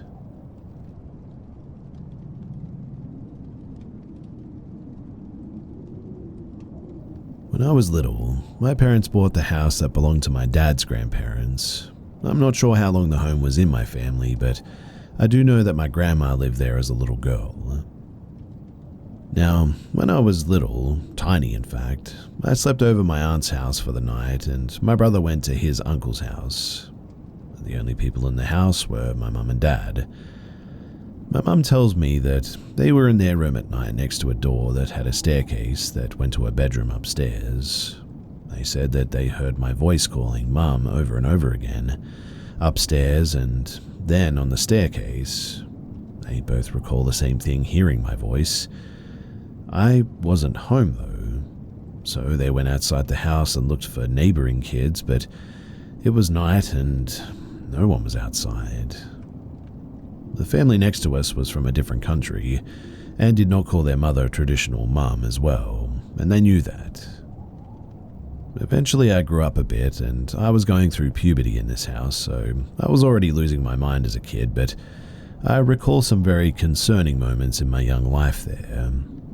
I lived upstairs in that room and I was going through it as one does, but I was only about 9 and thought about putting something on my neck and floating, if you catch what I mean. And I tried, but luckily I was immature and didn't succeed. The upstairs had a staircase and it was open with white wooden balcony around it so you could look down. And that room, it still gives me the creeps. When I was younger, my aunt's boyfriend's brother died on train tracks a couple of miles from the house, and you could hear that train come through at night. The night of, I slept in the living room and woke up at dawn standing on my tippy toes looking at a window that was next to the fireplace at the sky. At this time of the morning, the sun was coming up and there were stars out. I could hear the train, and when I woke up later, my mum had told us that he had died. I think about this a lot. On another occasion, I was in my upstairs room and we had it split down the middle. My sister's crib was by the stairs and I was on the other side of the room. We split it off by her closet and my little couch that I got from a garage sale. You couldn't see the closet doors from my bed, just the back of it. I was texting on my little flip phone and a towel flew and hit the wall. I was so scared that I couldn't move. I refused to be in that room anymore after that too. I decided to move into the basement of the house when I was in 6th grade. I had a folding cot, an old TV. It was going to be my space. I suffered from sleep paralysis pretty much every single night, and I felt watched, uneasy and sick down there. My mum told me that my grandpa built the basement out. I'm not too sure about the basement, but it was not a good place to be, I'll tell you that much. We all heard footsteps down there, multiple times, shutting doors, running in the basement. Unfortunately, that was the most scary, but before we moved out, I took a school photo of myself and hid it in the baseboards of the stairs of the scary upstairs room. I doubt it's still there, but I heard the new owners gutted it years ago and Gray flipped it. But here's my dilemma. I've been having nightmares about this house ever since we moved out years and years ago. We moved out before I went to middle school. I'm in my 30s now. It's been a hot minute since I've been at that house, but my dreams are always supernatural, about me in the house as an adult. The most recent dream was about a demonic spirit telling me that I needed to paint a picture of a window with green ivy around it. The upstairs room's window next to my bed, the wall outside was covered in ivy. It completely took the house on that side too. And it also told me that I needed to paint myself at the window. I told my husband this and he said absolutely not, that it sounds like a trap and some conjuring stuff. I agree, but I really feel like I should paint it, and I'm not sure why I feel so inclined to do it. The house has been haunting me ever since, and we've all had supernatural experiences there, even my grandma as a little girl.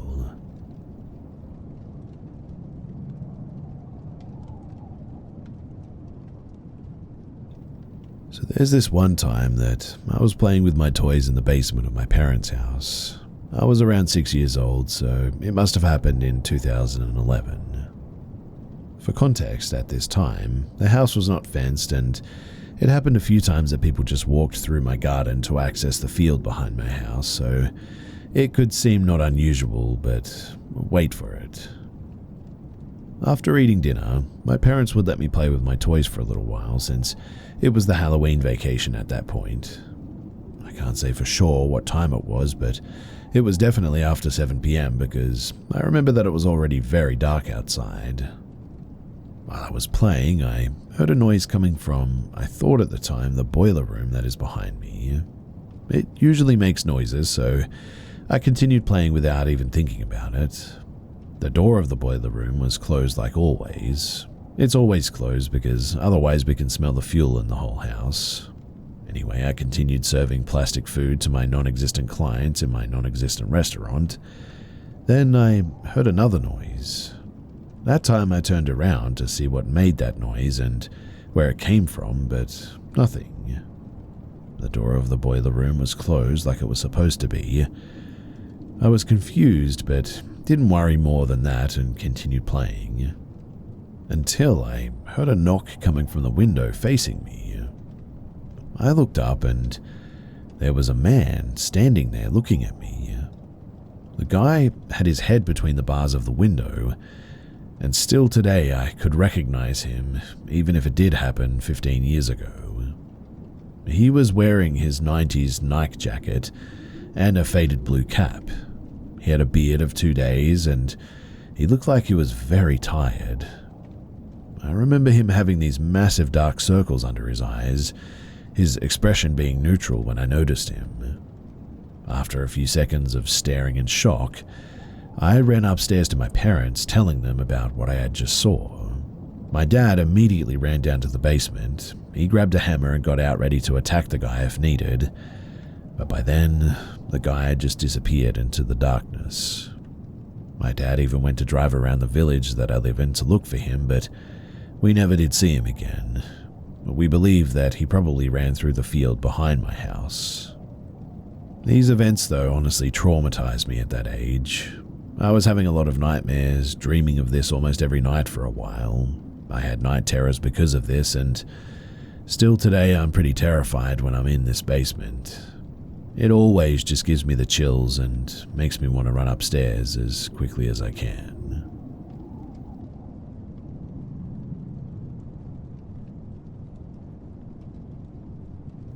So early this summer, I, male 16, got my driving license for a 50cc moped, common and popular thing here in Europe.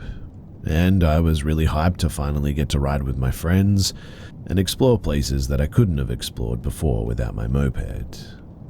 And everything went great for the first couple of days, until one day, me and my friends were just out cruising and having fun. It was a warm and sunny summer evening, so we decided to go ride on some smaller gravel roads on the countryside. We did that, and we were riding there for maybe, an hour, until everyone had to get home but me. It was probably like 1 or 2 in the morning at that point, but I still decided to stay there and just ride around and listen to some music in my headphones. I started riding towards this one small village, surrounded by fields, and there was a lot of farms there too.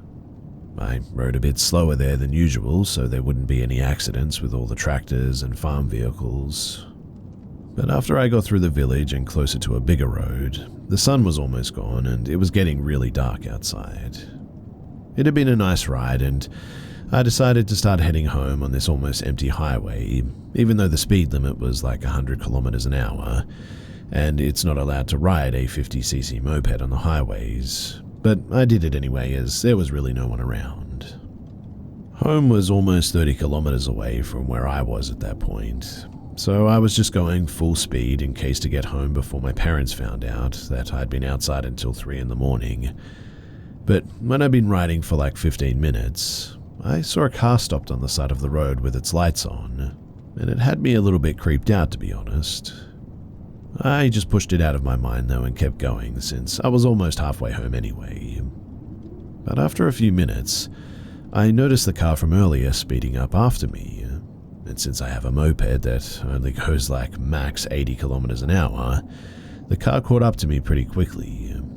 And then the car started to pass me, and when it got beside me, I looked in there and I saw a man, but he was covered in blood, and he was looking straight at me with the crazy eyes, if you get what I mean. He was smiling at me, so I got very scared, and he rode alongside me for probably a minute, but man, it felt a lot longer than that, with him just staring at me and looking at the road every once in a while. Then the man raised his other hand, waved me goodbye before putting his finger on his lips and doing the shush thing.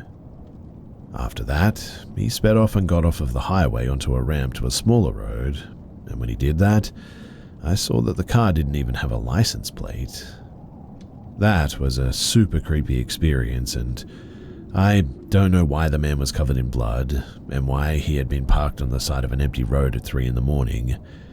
But what I do know for sure is that he's definitely not somebody that I would hope to ever meet again.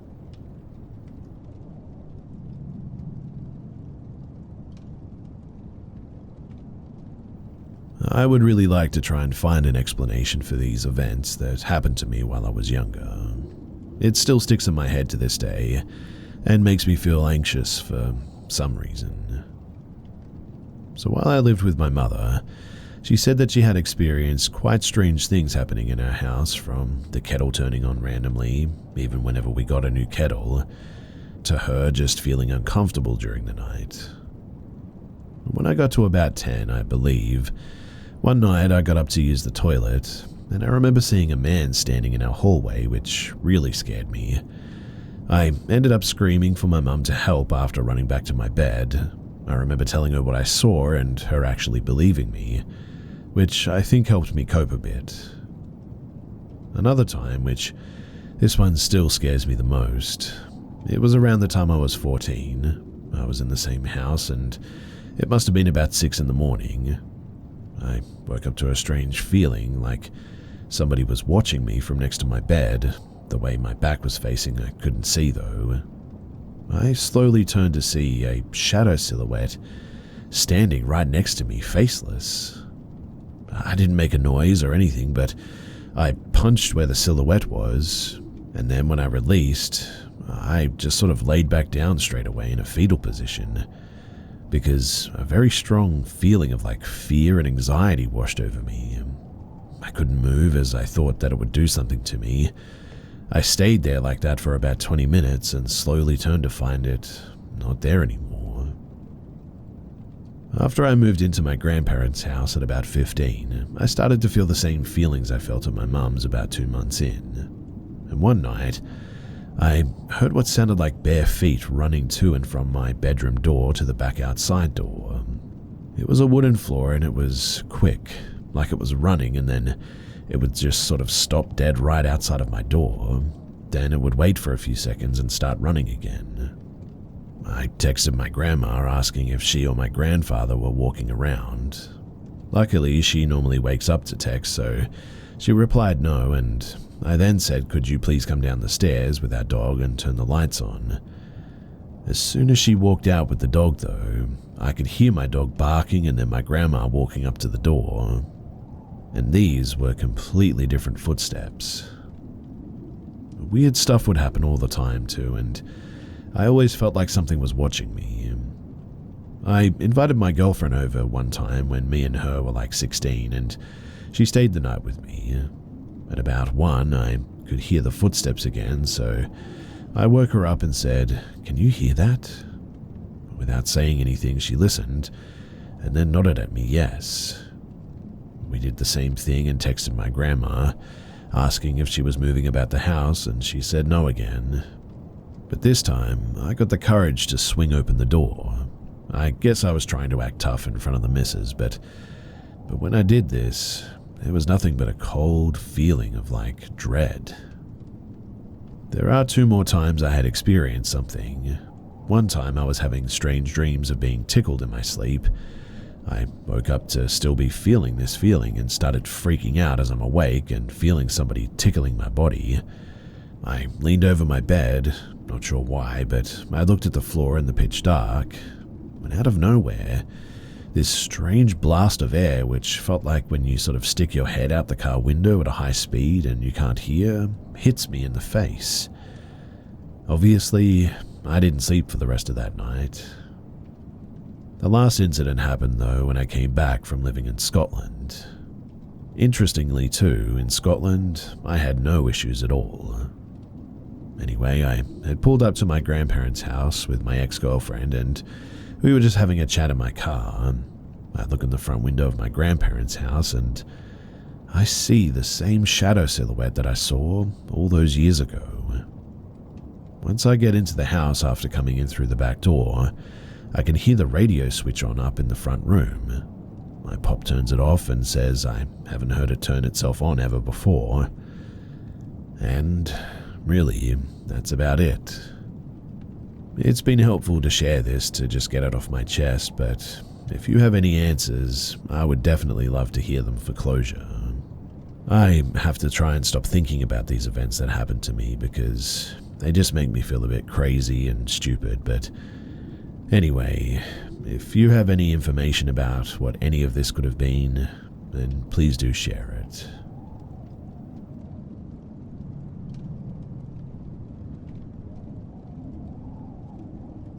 My neighbor Tom rents his home and he doesn't seem to work. He just sort of sits on his porch smoking pot most days. We've always kept to ourselves, but when I moved in 3 years ago, he introduced me to his wife, Susie. She didn't say anything and quickly just went back inside. After that, I only ever saw different women coming and going, so I figured Susie was either made up or not really his wife since I never saw her again. But today, for the first time in 3 years, I saw Susie outside. She looked like she hadn't seen sunlight in years. Pale, mentally unwell, and staring at the ground. She might even be disabled, I'm not sure. As I pulled into my driveway, Tom quickly rushed her back inside though. Now, I'm really concerned that she's been kept inside all this time. Am I overreacting, or is this something that I should be worried about? Also, Tom has several vehicles, but only one is ever at the house at a time. A beat-up red Tahoe, a nice truck, a van, and a new silver Tahoe. It changes depending on the day or the week which one he's driving. But I've always found it odd, especially since it seems like he doesn't work, and I initially wondered why Susie never had a vehicle. Anyway, based on some feedback that I got, I decided to call for a wellness check for tomorrow on my way out of town.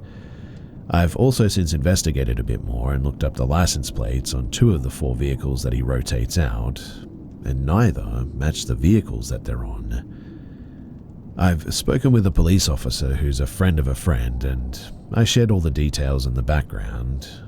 He's thinking that it will be best to have a cop pull Tom for the license plate the next time that he leaves the neighborhood, and while they're dealing with the mismatched plates, another officer will go to the house to perform a welfare check. I'm now waiting on an official callback to confirm all and take my statements on record, and I'll keep you guys posted about that for sure. But this whole situation, something just doesn't feel right.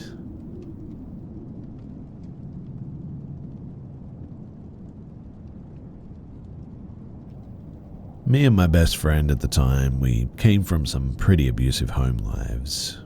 As such, we often sought refuge in the woods near our neighborhood. We did this because during the day, we would be free of our abusers and adults brushed this off as kids being kids. But on a particularly bad night, my drunk father invited his motorcycle gang over who were all terrible drunks themselves. They kept coming into my room trying to find me, but I hid away in my hamper, buried under my dirty clothes until they seemed to have given up or gotten too drunk to care. And quietly, after about an hour, I came out of the hamper and snuck out of my back window. We lived in a slab ranch-style house, and my back window went into our backyard, which was unlit and sealed with the exception of a small gate that was blocked by their bikes. I snuck over to the back fence, picked a corner, and climbed over it, tossing myself to the other side.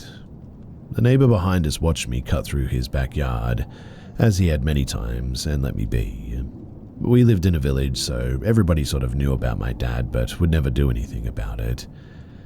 Anyway, I ran to my best friend's house, a mere 2 blocks away, but when I arrived and tapped on her window, her own abusive parents were asleep.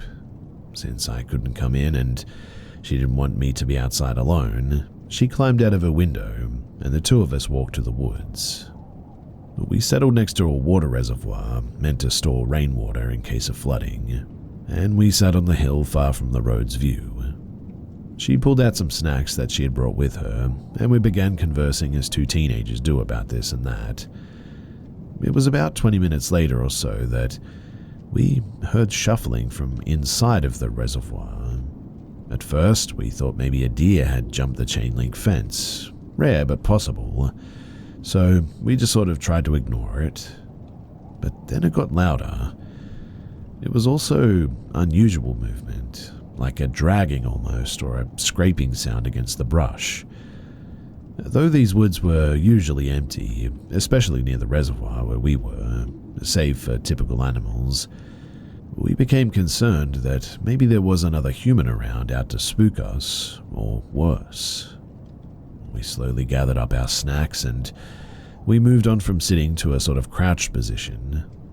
Once we stood up, we could see, though, what looked like a woman laying against the side of the reservoir's wall, which had a steep incline made of brush and thin twiggy sort of trees.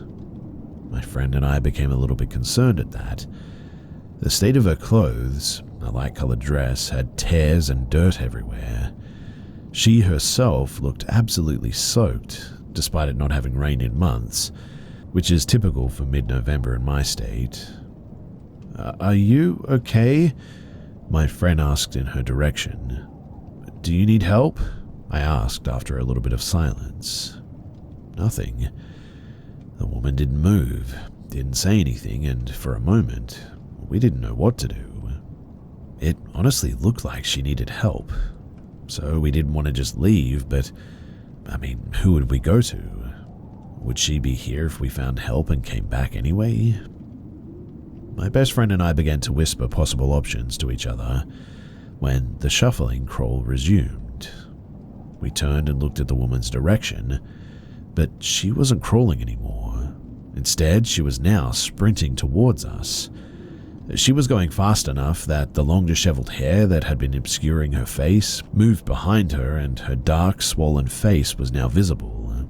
She had blue lips, white milky eyes, and began to screech all of a sudden. My best friend and I absolutely booked it.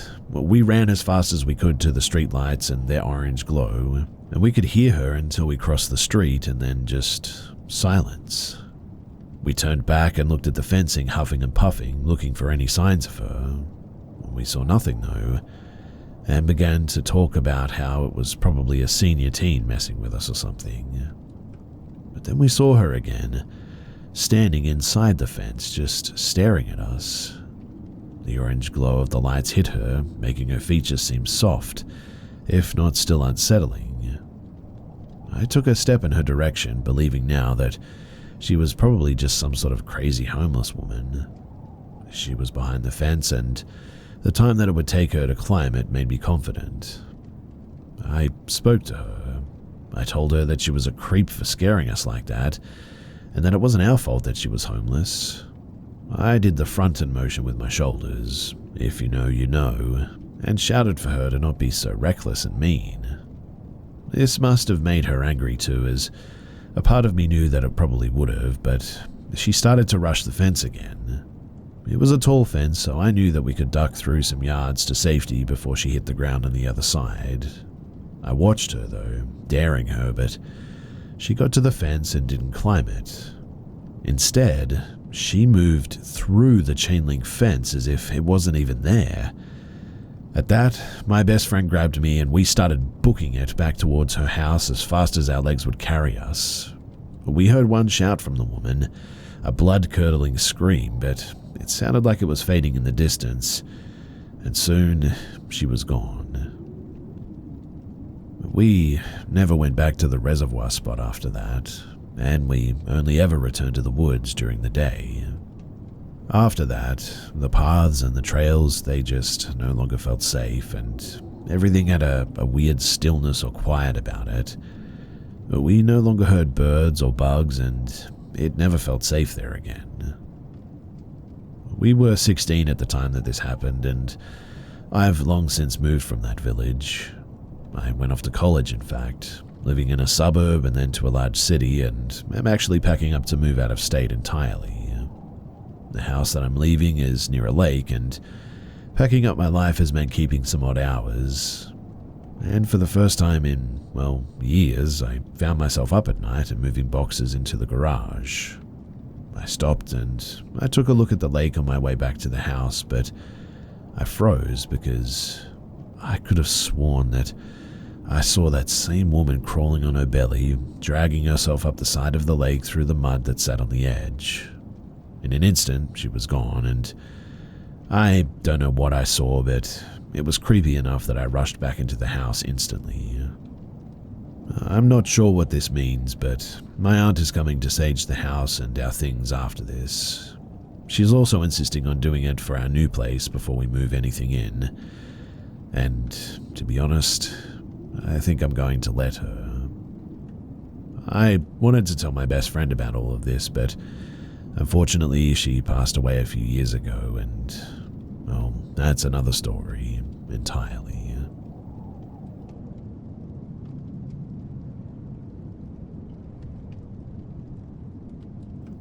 This happened a few years ago. While I've never been a real skeptic, I guess, I never had an actual personal experience until this point. I could tell a dozen stories from that place, but hands down the scariest experience I've ever had is this. In 2021, I was working as a private investigator for a security firm, but would sometimes be called in to cover security guard posts. I was called in over a long holiday weekend, during which a factory was going to be shut down. I covered night shifts, and during shutdown, everything in the building was powered off.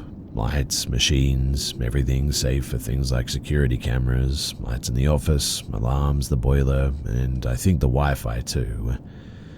This was a huge factory. It took roughly an hour and a half to make one round, in fact, and the entire building was pitch black, so in order to do rounds we had mag lights and the cell phone to scan barcodes near the doors to track our movements. We also had to write down the readings from several pressure valves on certain water risers. 2 of the risers were 10 feet apart and behind 2 large pieces of machinery along a back wall. To get the readings, we couldn't hold both the mag light and the cell phone, so we had to use just the cell phone to navigate. On my first round, it had gone fine. No issues, everything secure, all doors are locked, everything accounted for. I had just started my second round and was getting the measurements from the risers. I got the first reading, turned to my left and was getting ready to walk the 10 feet to get the second, when a shadow appeared in front of me. It didn't really have a distinct shape, but was human height, and so black that I could distinguish it from the already pitch black of the factory. Before I could do anything, it flew directly at me, passing through my chest. And it was the most horrid, soul-deep, ice-cold feeling that I've ever had. I instantly collapsed on the floor, and while I don't know how much time had passed, I managed to call my boss at some point. Thankfully, he came and found me, called EMS, and while he obviously thought that I was nuts, this building had a reputation for paranormal activity and negative energy. It had ended the career of more than one guard, allegedly, so he knew something had happened. When EMS came, my vitals were all over the place. My heart rate was 180, while my blood pressure was only 74/40. I was in the hospital for a couple of days. While I doubt he ever really fully believed me, my boss has seen me handle first responses after a tornado, an active shooter, and even a hostage situation with relative sanity intact. And even he admitted that whatever happened rattled me to my core. I don't know what it was, a demon, a reaper, or just some very angry spirit, but it was not friendly. To this day, just thinking about that experience gives me chills too, makes me sick to my stomach and really puts me on edge. At 32 years old, I still refuse to be in a pitch black room again because of what I experienced that night.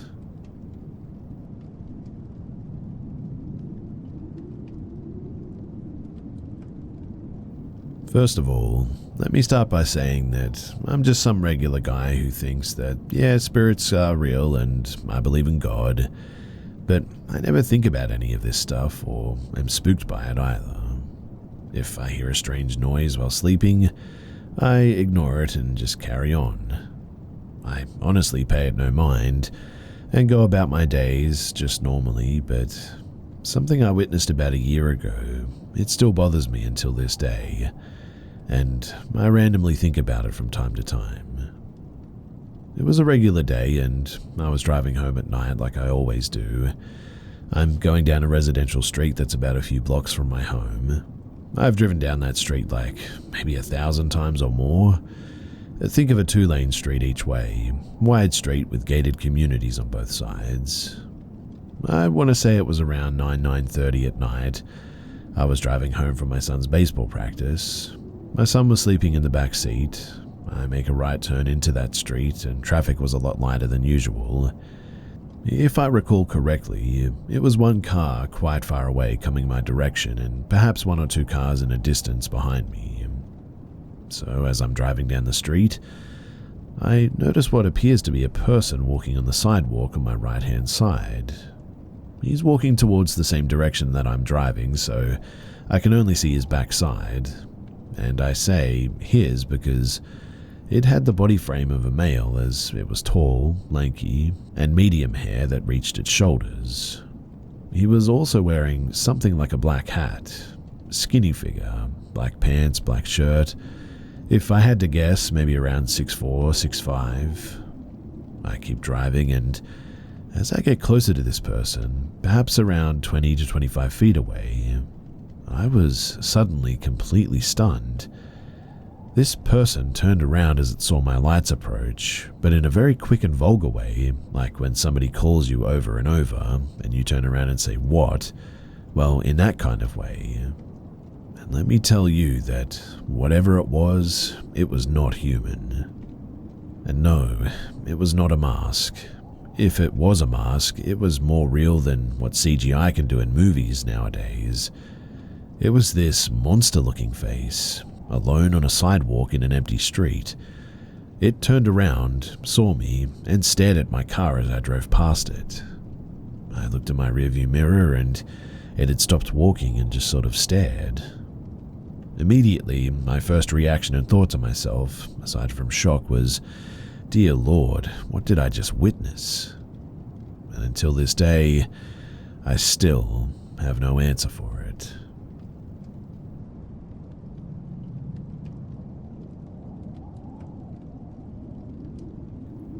So this happened about 5 years back. I was dating a girl who was prone to violent outbursts without warning. Her choice in decor was all dark and twisted paintings, a satanistic Bible as her coffee table book of choice. At times, she was a very sweet and loving person, but would switch on a dime to her outbursts. She even once pulled a knife on me, cutting my hand when I tried to take it from her. One night, though, I was staying over. We were laying in bed watching movies and relaxing. I went downstairs to the kitchen to grab a drink from the fridge. The kitchen was dark, just lit up from the light above the stove. I opened the fridge door, reached down to grab my soda. When I stood back up and closed the door, starting to walk back, I was met with a shadow, not on a wall, but rather right in front of me. It was taller than I was. I kind of jumped back in fright, only to have it disappear in front of me. Walking back to the room, I was a bit confused and rattled, I guess. At first, I tried to play it off as my shadow, but the placement was just all wrong, let alone it not being on a wall. I get back into bed clearly shaken, not wanting to say anything. I didn't bring it up. But then she asked me what was wrong, and I said, "Nothing, I just got a bit of a fright." She replied with, "You saw it, didn't you?" I asked her what she meant by that, and in a very calm voice she just said, "The shadow guy." She claimed to have been seeing it most of her life, and it wasn't something to worry about, allegedly. Our relationship lasted 8 months in total, and a number of unexplained things happened in that house. However, that was the only time that I saw something directly. There were other instances of things happening, mostly when we would be fighting and screaming. From the sounds of footsteps coming from upstairs to one time hearing a loud crash from the upstairs bathroom. We went to investigate and found that all the soaps and the shampoo bottles in the shower, that they had found their way onto the floor despite being on tiled shelves. She never seemed worried or upset when these things would happen, which is a bit strange, I know, but still to this day, I really question what I saw that night.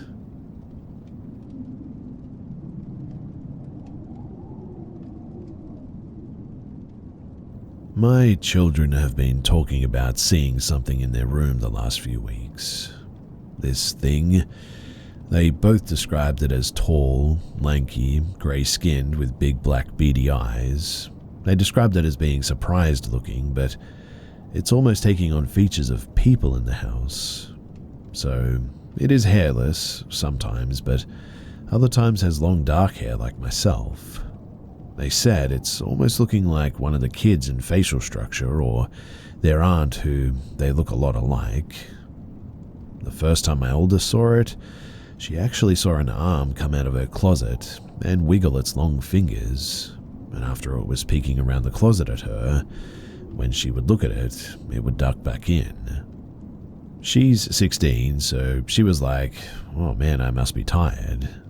But my youngest, she hasn't been told anything so as not to scare her, saw the same thing looking over their door at her. My mum was over and we got into the subjects of ghosts one time, enthusiasts that we are. My oldest daughter brought up seeing something, and before she could even get it out, my younger child was like, "Did it look like this?" and proceeded to describe it in detail, and my oldest said yes. So I know that they are definitely seeing the same thing, but I honestly haven't the faintest idea of what it could be. I can't tell if it's something bad because, it hasn't really done much besides show itself, but they do hear whispers a lot in there, allegedly. So far, they say that it hasn't been seen outside of their room. It's only ever been seen in there, but I'm determined to get it out. I have to know what I'm dealing with first, obviously, but once I do, I'm going to try and get rid of it.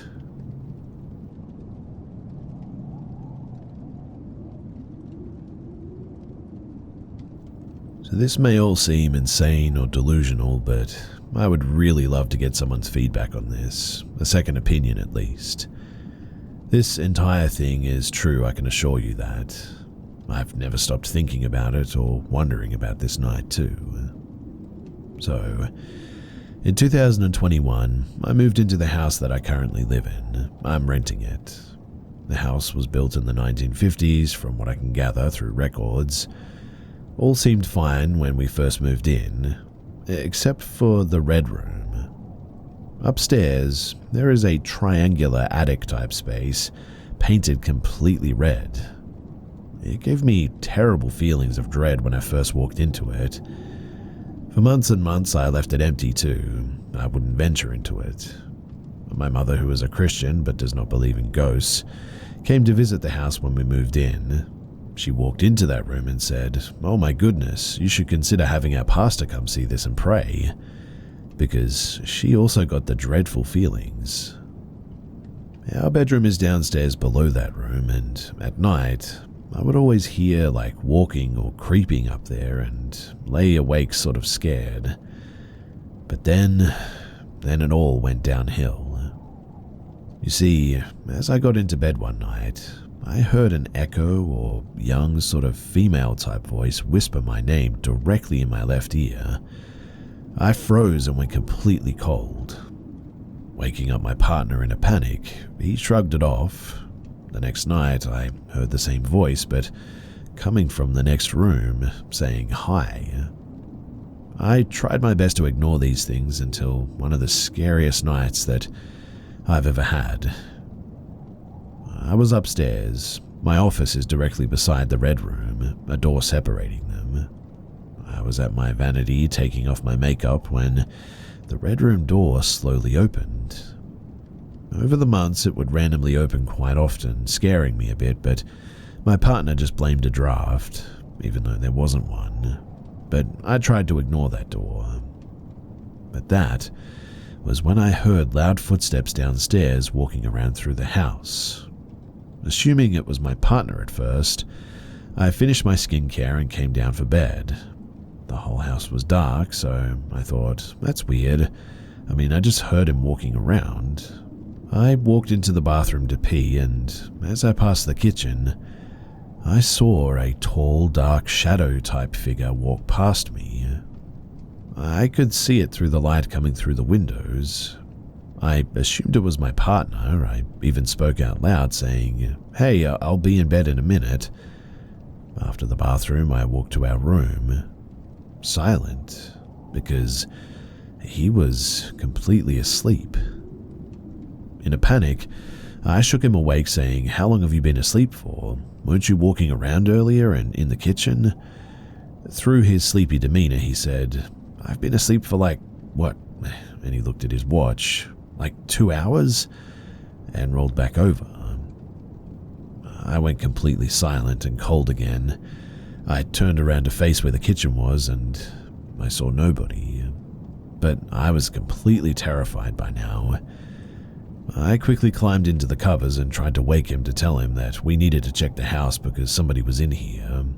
He didn't listen though and said to just go back to sleep. I turned my face and I saw a tall figure standing directly over him beside the bed on his side. At that, I couldn't hold it in anymore, and I let out a massive scream and grabbed him. This made him wake up, confused and asking, "What's wrong? What's wrong?" I cried and said that I just saw a person again over him. And when I said that, he jumped up and checked our whole room, under the bed too. He said that there really isn't nobody here. He's a skeptic, always has been, never was afraid of the house. And well, that all changed once he got back into bed. We laid there, and as I finally started feeling less afraid and drifting to sleep, a loud bang like a stomp on the ground or dropping a brick was heard. The sound came from the floor on his side of the bed, right where I had seen the figure. He immediately was shaken from his sleep and screamed, "Okay, what the heck was that?" I could tell that he was afraid. I'd never actually seen him afraid. I started to panic, saying that I told you there was something there. Crying a little bit now, I really didn't know what to do.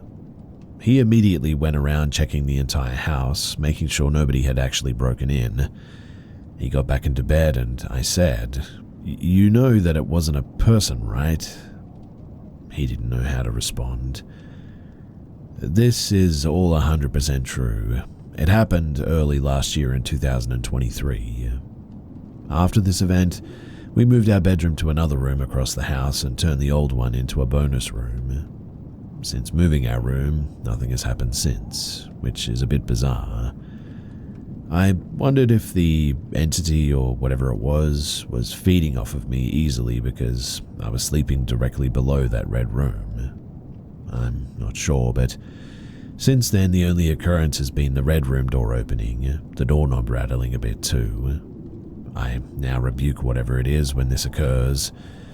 I'm not the most religious, but I very loudly and firmly let it know that it's not welcome and it needs to leave me alone. So, I'm here to get your thoughts about what all of this could be and what you think that I should do about it.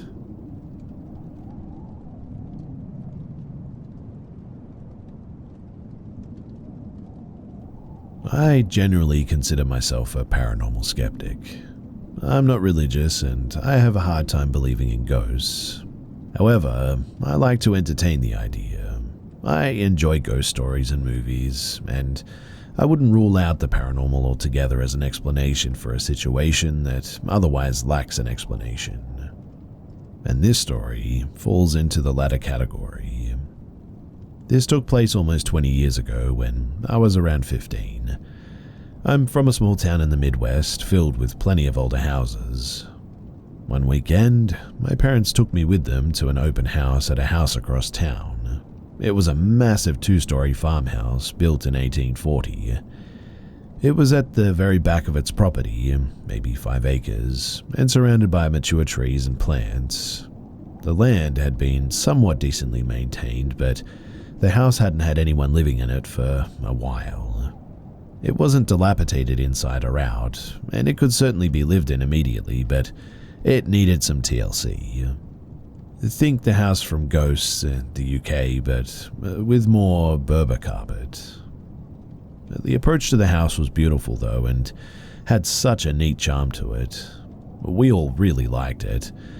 However, once we were in the house, I just felt, well, strange.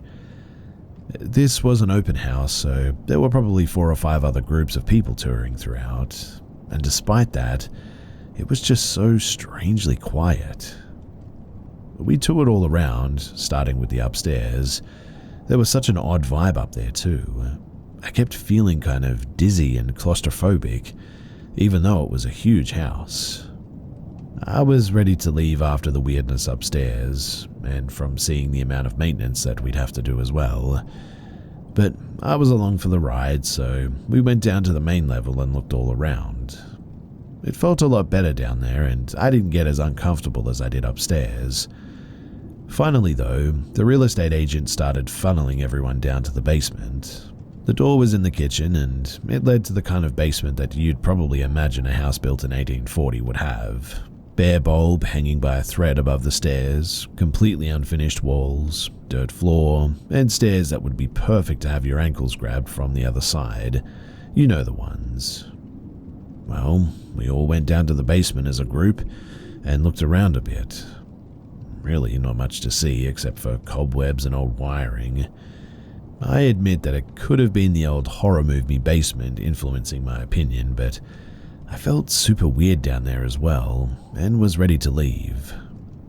Once everyone had their fill of looking around, we headed back up the stairs to the kitchen. I ended up being the very last person in the group, which meant that I was the last person up the stairs. Since the rest of the group was sort of loitering around in the kitchen, we had to slow down on the stairs so everyone could pass by. And I remember, clear as day, I was standing on the third step from the top, waiting to step into the kitchen and finally get out of this dang basement, when all of a sudden, my hair gets pulled from behind. I had or have short hair, and it felt like someone grabbed the hair right in the middle of my head and gave it a tug. My first thought was maybe I got my hair caught in something on the wall, so I looked all around for the offending object. But the only thing that I could have gotten my hair stuck in was a wall-mounted fire extinguisher, but I know that I was nowhere near it. At that, I made a beeline out of there, soon followed by my parents. When we got in the car, I told them what happened. We've talked about this story every now and then throughout the years, mostly in a wasn't that strange sort of way. It remained my favorite ghost story to tell, mostly since I don't have any other first-hand ones. The property, though, it was later sold to a local restaurateur, who sadly bulldozed a lot of trees and front lawn to build a new Italian restaurant. The house remained intact at the back of the property, and still does to this day. But fast forward around 4 years, I had moved to college and largely forgot about the hair-pulling thing. My mum called me and said that she had just had her mind blown and that she needed to share this. She had gone to a hair appointment with her stylist, and the topic of the Italian restaurant and house came up. She told my mum that there's allegedly an older female spirit that likes to mess with people, especially men, on the steps leading to the basement. She said this too without my mum having ever mentioned my experience to her. She had no idea that I had my hair pulled 4 years earlier. Of course, my mum proceeded to share my story from the open house with her, and I swear chills went down my spine. In fact, I'm getting chills even just sharing this. The house is still standing, and the Italian restaurant is still open as well. Part of me wants to go back to that house, but a much more sensible part of me wants, well, nothing to do with it. Anyway, if you've gotten this far, then thanks for listening.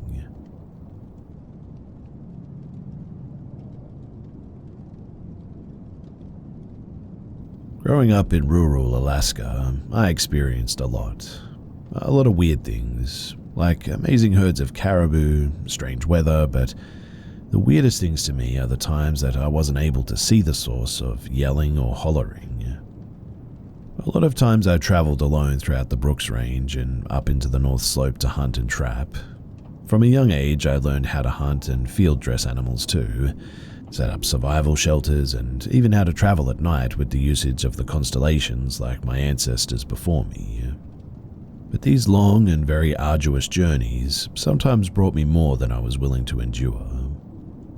In the winter of 2017, I had a trap line along the left side of the valley headed northbound. The trap was set every few miles, and I was traveling along my trail when I saw a figure in a bunch of diamond willows ahead of me. The bunch of brush was about a mile or so away, but I could see the dark figure walking like a person. I wondered who would be out in January when it's the coldest time of the year just walking like this, when they just suddenly vanished.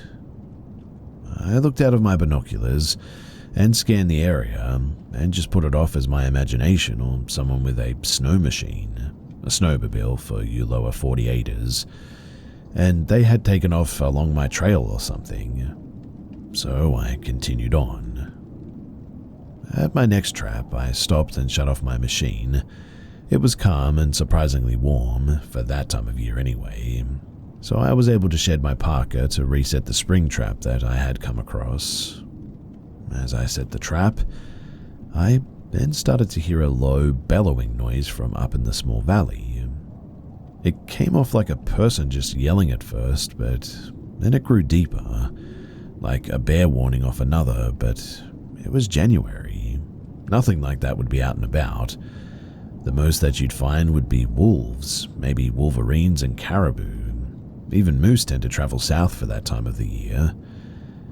As I started to pack up, the noise began again though. It grew louder and louder, and I remembered that figure that I saw and wondered if they had anything to do with it. But I did my best to ignore the noise like my elders had taught me, and to just go about my business. But then, suddenly, I could feel eyes on me. I looked towards the valley where I felt the weird sensation, and there was nothing. I even pulled out my binoculars and looked, but nothing. I listened for the noise again, and when the bellowing began again, I responded this time. I did the same noise back at it, and it stopped quickly, like it recognized the noise that I made. Then it got eerily silent. I was uneasy, so I packed up and I left as quickly as possible. And I haven't been back there since. I pulled the trapline that winter, and I do not plan on going back.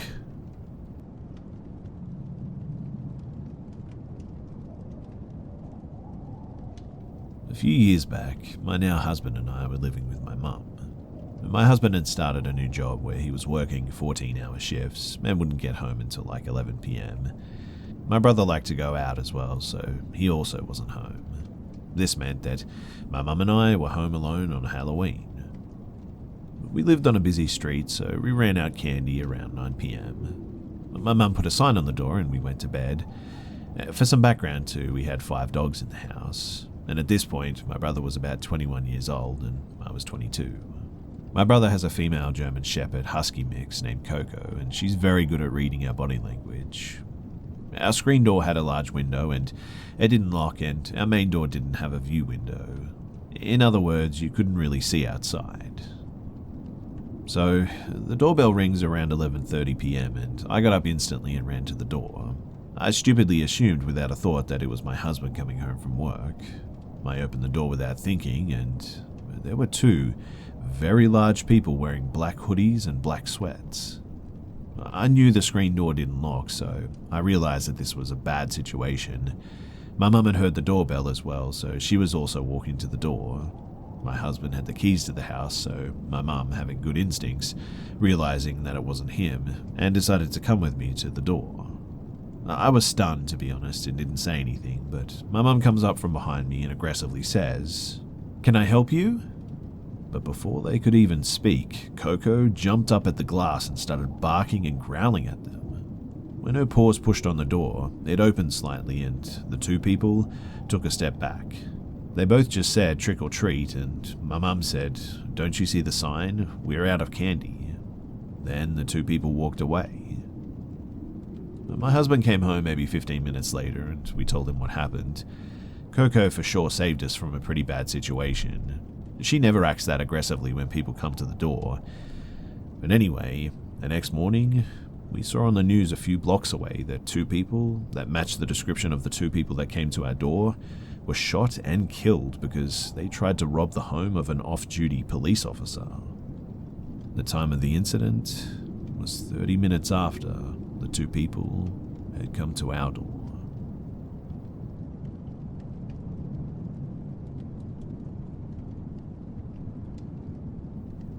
Often, I enjoy walking my dog at night time.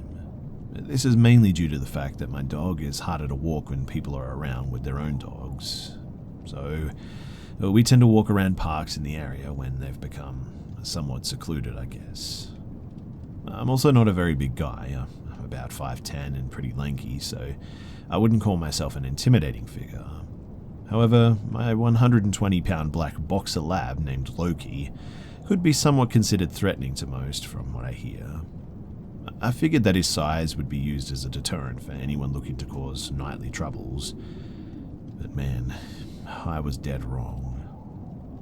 You see, on one specific night in the fall of 2016, I can recall an encounter that reminds me of why I'm so reluctant to walk around once daylight falls. This specific park is one that I've been to a couple of times, and from what I remember, this park is usually secluded around 6:30 and later. Aside from a couple of joggers or very few other dog walkers, not many people walk the same path that I take. I also like to put on my headphones and just listen to music while I'm walking. But on this specific night, I chose not to wear them since my phone was on low battery and I wanted to preserve it as long as I could. Anyway, the walk was going pretty much as usual, I would say. Loki did his business and we continued on our usual path. About midway on our walk, I realized that it had started to get really dark. But since he was done with his business too, I decided to cut the walk somewhat short and we took a shortcut that kind of led us off the path. The path had a bunch of trees surrounding the area and there were still leaves on the branches. With that being said, I felt a weird feeling as if I was being watched. I have pretty bad anxiety sometimes, but since I knew the town was safe, I knew that nothing was going to really happen. But still, I could not for the life of me shake off the feeling of being watched. I peered back to see if anyone had been following me out of anxiety, and every single time, nobody was there. In fact, nobody was anywhere. This whole shortcut was essentially secluded. But suddenly, Loki stopped walking and also looked back. I told him, "Loki, come on boy, we gotta go, man." One thing I failed to mention was that Loki is a big coward. I noticed his tail was tucked between his legs, which is a telltale sign that a dog is afraid. I'll admit too that I was a little curious and still a bit nervous, but I didn't want to find out what he had heard or noticed, that's for sure. I just wanted to get out ASAP. I pulled a little and he began to walk, but every now and then I would see him peer back. After maybe a minute or so of walking, he stopped again and this time he began to growl. Now, despite being a coward, Loki is a bark but no bite kind of dog. So I took this chance to see exactly what he was growling at. It was quite dark, so I couldn't really see well, so I used my phone's flashlight to see what was up. Trees. Just trees. Which means that what he heard was probably just some kind of an animal, right? Once again, I turned around and I kept walking. He continued to peer back once in a while still, but this time I noticed that it was a lot more frequent. I just said to myself, must just be squirrels or maybe a bird, and I ignored it. But then, I heard what happened to be actual footsteps and branches breaking, and there is absolutely no way a small animal could have produced a sound like that. Loki turned around quick and, still with his tail tucked, he began to growl and bark at a figure that I could only describe as a man in his early 50s, possibly late 40s, appear from out of the woods. He was dressed in dirty clothing, his hair was long and was graying, he had one hand in his pocket, and he said to me, "Nice dog you have here, kid. What breed is he?" He's a boxer lab," I replied. "Oh, I love dogs. Mind if I pet him?" He wandered over. The man got closer and emerged from the trees, and as he got closer, I realized that he was quite tall and pretty burly too. Loki instantly got bad vibes, and he ran behind me and started to bark at him. "Actually, I do kind of mind, man.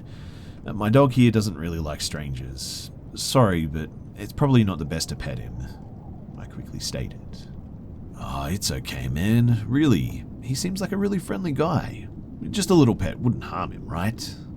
the man retorted as he got closer. I felt extremely uncomfortable as he appeared to get closer and closer with every step. I don't know why this guy just couldn't take no for an answer. I mean, I usually don't allow people to even pet Loki unless he comes up to them first. If he's scared of you, then I usually do not want him to freak out by letting him be pet by a stranger. This is especially the case when said stranger came from the woods, behind trees. "I'm really sorry, man. I'm scared that he bites you or something," I told him as I began to walk away.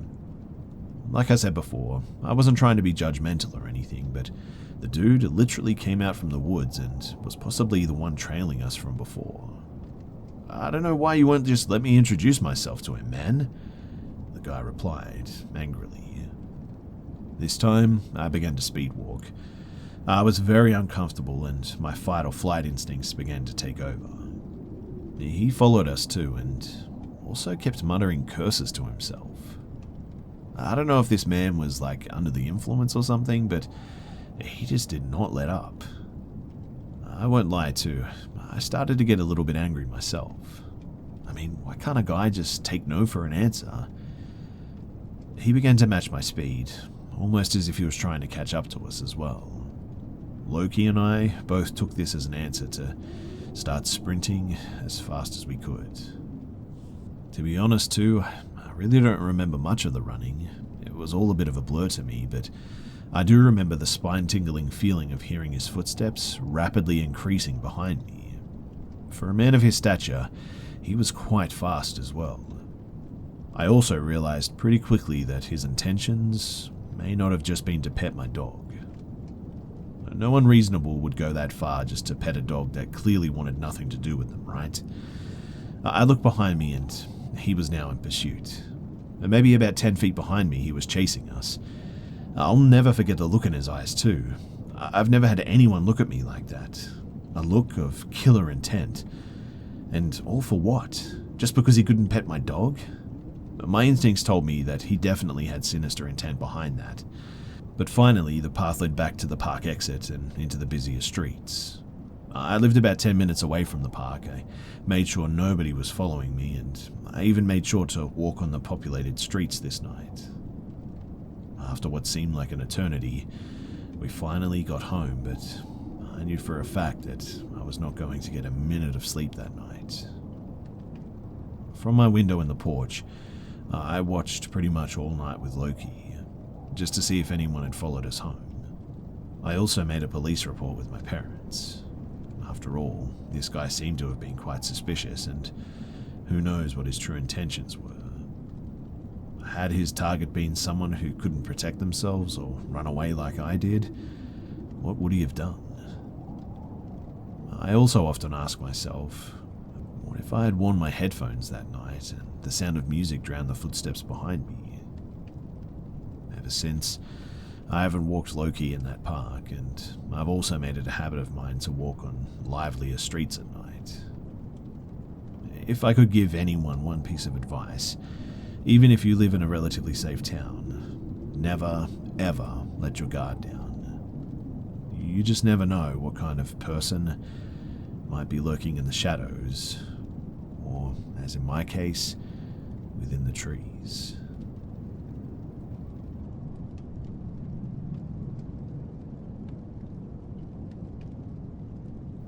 When I was in my early 20s, I went through a really dark time. All of my friends had moved away, and I'd gone through a traumatic breakup. I was also stuck in a town that I didn't like. I was in school and couldn't leave, and I was living with my sister in an old shanty house. I was super depressed, and I think the energy that I was putting out alienated me from my peers. I've always been sensitive and interested in the occult. I started reading books on chaos magic and Grant Morrison's pop magic. I began making up rituals and got really into spiritualism, and I used candle magic, would write messages on the candles, and would use my blood sometimes. I always protected myself and had rosemary and different crystals on hand. But I started having really vivid dreams of, and I know this sounds weird, but bear with me, a wolf spirit named Jenny. We would sit atop mountains in my dreams and drink tea and talk, and I asked her what she was, but she would never answer my questions. I dreamt about her almost every night, in fact, and it got to the point where I even saw her shadow once or twice in my waking state, I think. Anyway, one night I did a pretty powerful ritual, I guess you could say. And while I thought that I was coming from a good and positive place, I had a lot of sadness in my heart. That night when I was trying to sleep, I just had the worst feeling too. I felt like a million eyes were watching me and my stomach was in knots. I was so scared that I turned the light on and tried to go back to bed. But 5 minutes later, the light bulb in my room literally burst. I was in the dark again and I saw something. It was white and translucent and sort of looked like it was made of fine lace.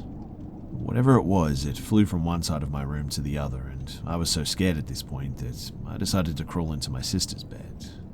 She was sound asleep, and I slept at the foot of her bed. 5 a.m. comes along, and my sister wakes me up. She's really startled for some reason, and she tells me that she dreamt of a wolf that was telling her to get up and walk outside. This wolf kept insisting that she get out of her bed and leave the house. She ended up waking up standing at her car, keys in hand. She had apparently sleptwalked, something she had never done before, and she had no idea that I'd been sleeping at the foot of her bed, and was startled when she walked back into her room and saw me. Mind you, I had never told her about Jenny, so it's crazy that she dreamt of a creature that looked so similar and was trying to coax her away from me. After that happened, I stopped playing with magic, and after a while the dreams of Jenny stopped too. But I still wonder about all of this. I still wonder about what she was. If any of you have had any similar things happen or could give me some insight, I would really appreciate it. I've read a lot about all of this stuff, but who knows? Maybe I'm missing something.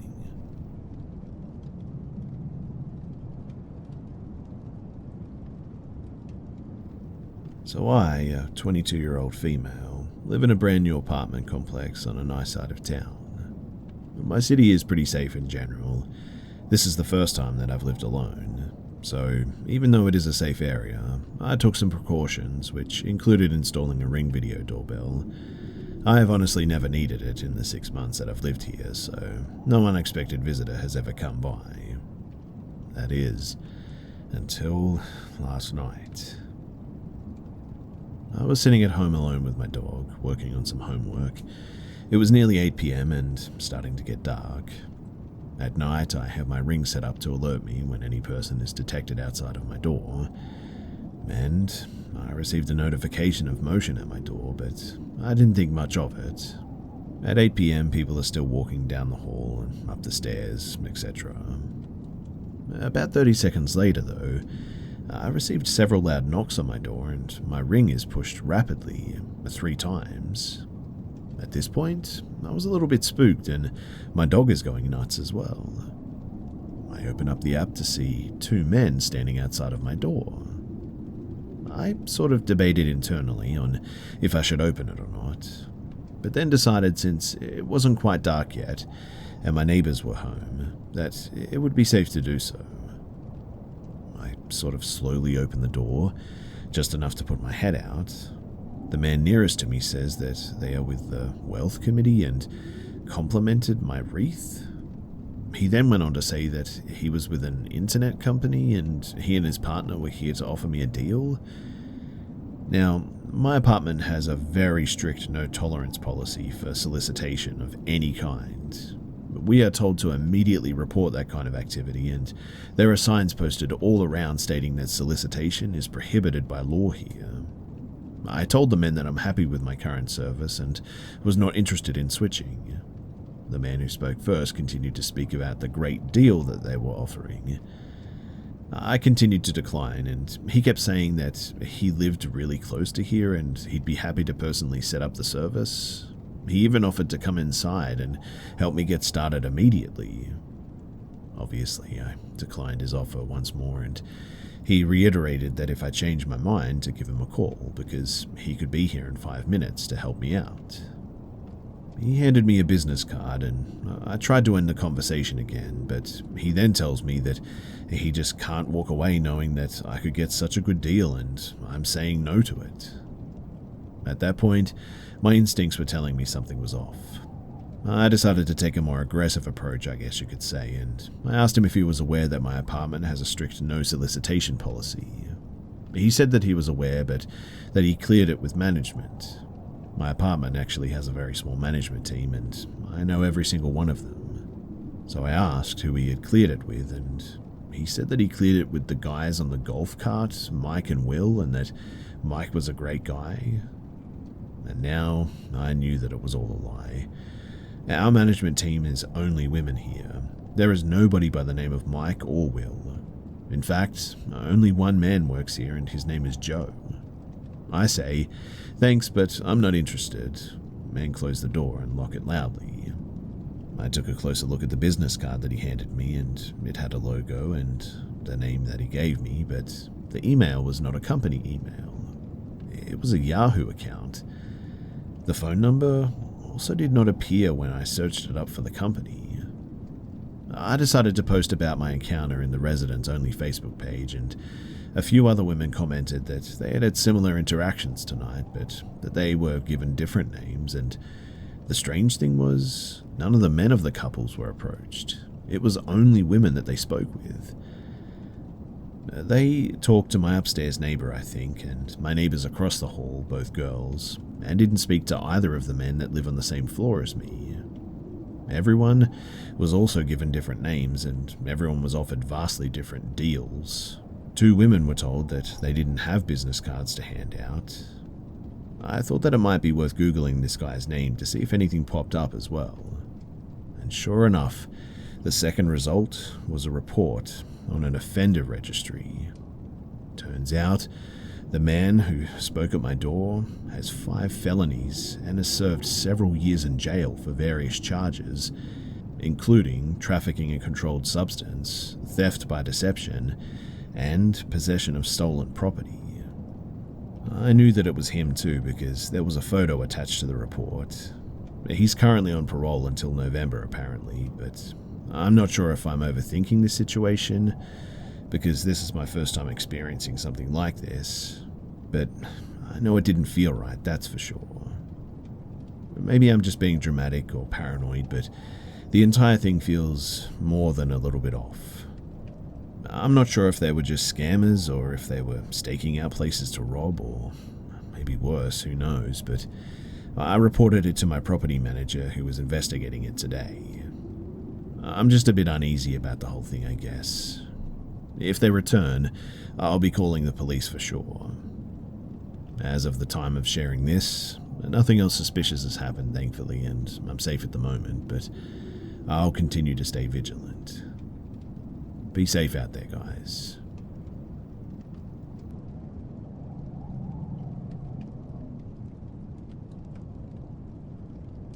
So I'm a bit of a skeptic of the supernatural, and have never put much stock into ghosts or spirits. I do think aliens are real and rationally could exist through biological processes. My kids have had, well, experiences in each house that we've lived in, though. I always wrote it off as overactive imagination, but for a little over a year now, my youngest son has been talking to us about the baby in his room. He's only 2 and will be 3 soon. So, it started when he first started talking. He would wake up screaming for us, saying that the baby in his room was trying to get him. He would be terrified and would take a long time to get him calmed and back to sleep. My wife and I, we just sort of wrote this off as being overstimulated by something that he saw on TV. He seemed to calm down, only mentioning his friend every so often, but he stopped waking up terrified, so we thought that we were past it. Here lately, though, as he's gotten more articulate, he's bringing up details out of nowhere that we're having a hard time explaining. Things like the description of this thing, its favorite things, and where it comes from and how it comes in the room. Some of these details, we cannot figure out how he would get this info. Like, the baby is naked, smaller than him, and it can fly with wings. Its favorite food is dates and likes to drink milk. We're a middle-class white family, and the only time that I've ever heard of dates was in Indiana Jones, which he's never seen. He says it flies into his room from the windows and talks to him. He refuses to elaborate on what it wants and what they talk about. He says that it lives in the woods and it is never present during the day, like when he's playing with his toys. Which, if it was an imaginary friend, I would have thought that he'd be playing with it when he was playing. I'm coming here because I'm starting to see things that I can't explain and hear things that just do not make sense as well. Like, last week, I was out doing yard work and had been playing with a clothes hanger, like a grappling hook sort of thing. And when I came back inside through the front door, I found the hanger standing up by itself about 2 feet away from the door. He was upstairs playing and nobody was around it, and I thought that it was strange and asked my wife how the heck he did that, picked it up and put it away. The next day, as I was walking from my kitchen to the bedroom, I saw motion out of my peripheral. It was moving fast, and when I turned my head, I saw a shadow figure flying near the ceiling, going from the bar into the kitchen, past a hanging light fixture, and through the wall just above the glass door leading to the deck. And the best way that I can describe it is, it was a lot like a fairy. It was about 8 inches tall with butterfly-like wings. The top wings were sort of lobed, but the bottom wings were kind of pointed. At this point, I turned around to my wife to ask if she just saw that. She had her back to it though, so unfortunately she didn't see anything. After this incident, I reconsidered the clothes hanger. I tried for nearly an hour to make this thing stand up.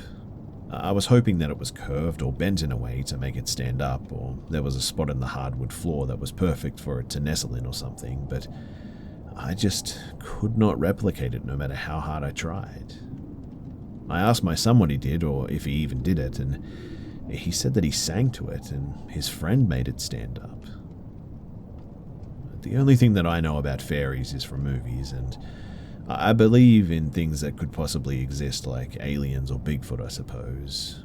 I don't think spirits are real, but all of this is definitely making me reevaluate things a bit, and everything that I've researched about these things from folklore is definitely not pleasant. Anyway, I guess I'm here to try and get some answers, and I'm wondering if any of you guys have seen anything similar or have had any experience with this type of thing.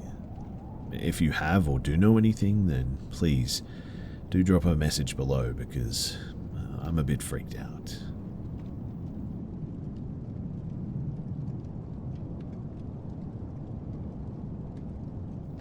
So, I'm a server at a local restaurant in Texas, and today I had a table that struck me as just really odd. It was a man who appeared to be in his early 30s and a girl who looked maybe around 8 or 9. I understand that different families have different dynamics, but almost everyone, including married couples, wants separate dishes when sharing a salad. However, this grown man and child ate out of the same really small bowl, huddled close together, which I found strange. The girl wouldn't really look at me, and the man did all the talking, which is not particularly out of the ordinary, but she was huddled down and hiding her face. Kids can be shy though, but most of them at least sit up straight. I sort of mentioned it to the bartender that I found the man creepy, and he basically told me to write it off or ignore it, so I did. I pretty much ignored the bad feeling in my gut, the feeling that everyone says to listen to, right? After the two of them left, I walked over to their table to look at the receipt and see how much they tipped me. However, my attention was immediately caught by writing at the bottom. Along the bottom left portion of the receipt was written, "I think you're very pretty, miss," with a smiley face next to it. Then along the bottom it said, "Not my dad."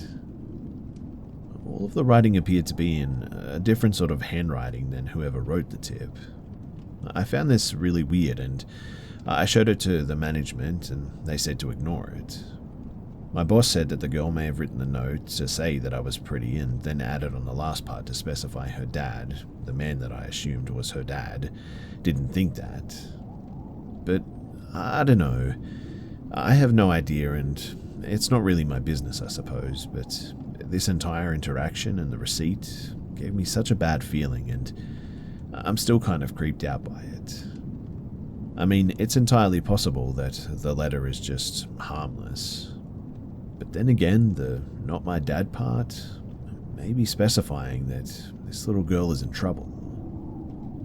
I'm not sure if I should report it or not, or even be concerned, but I figured that I would share it here and see what you guys think.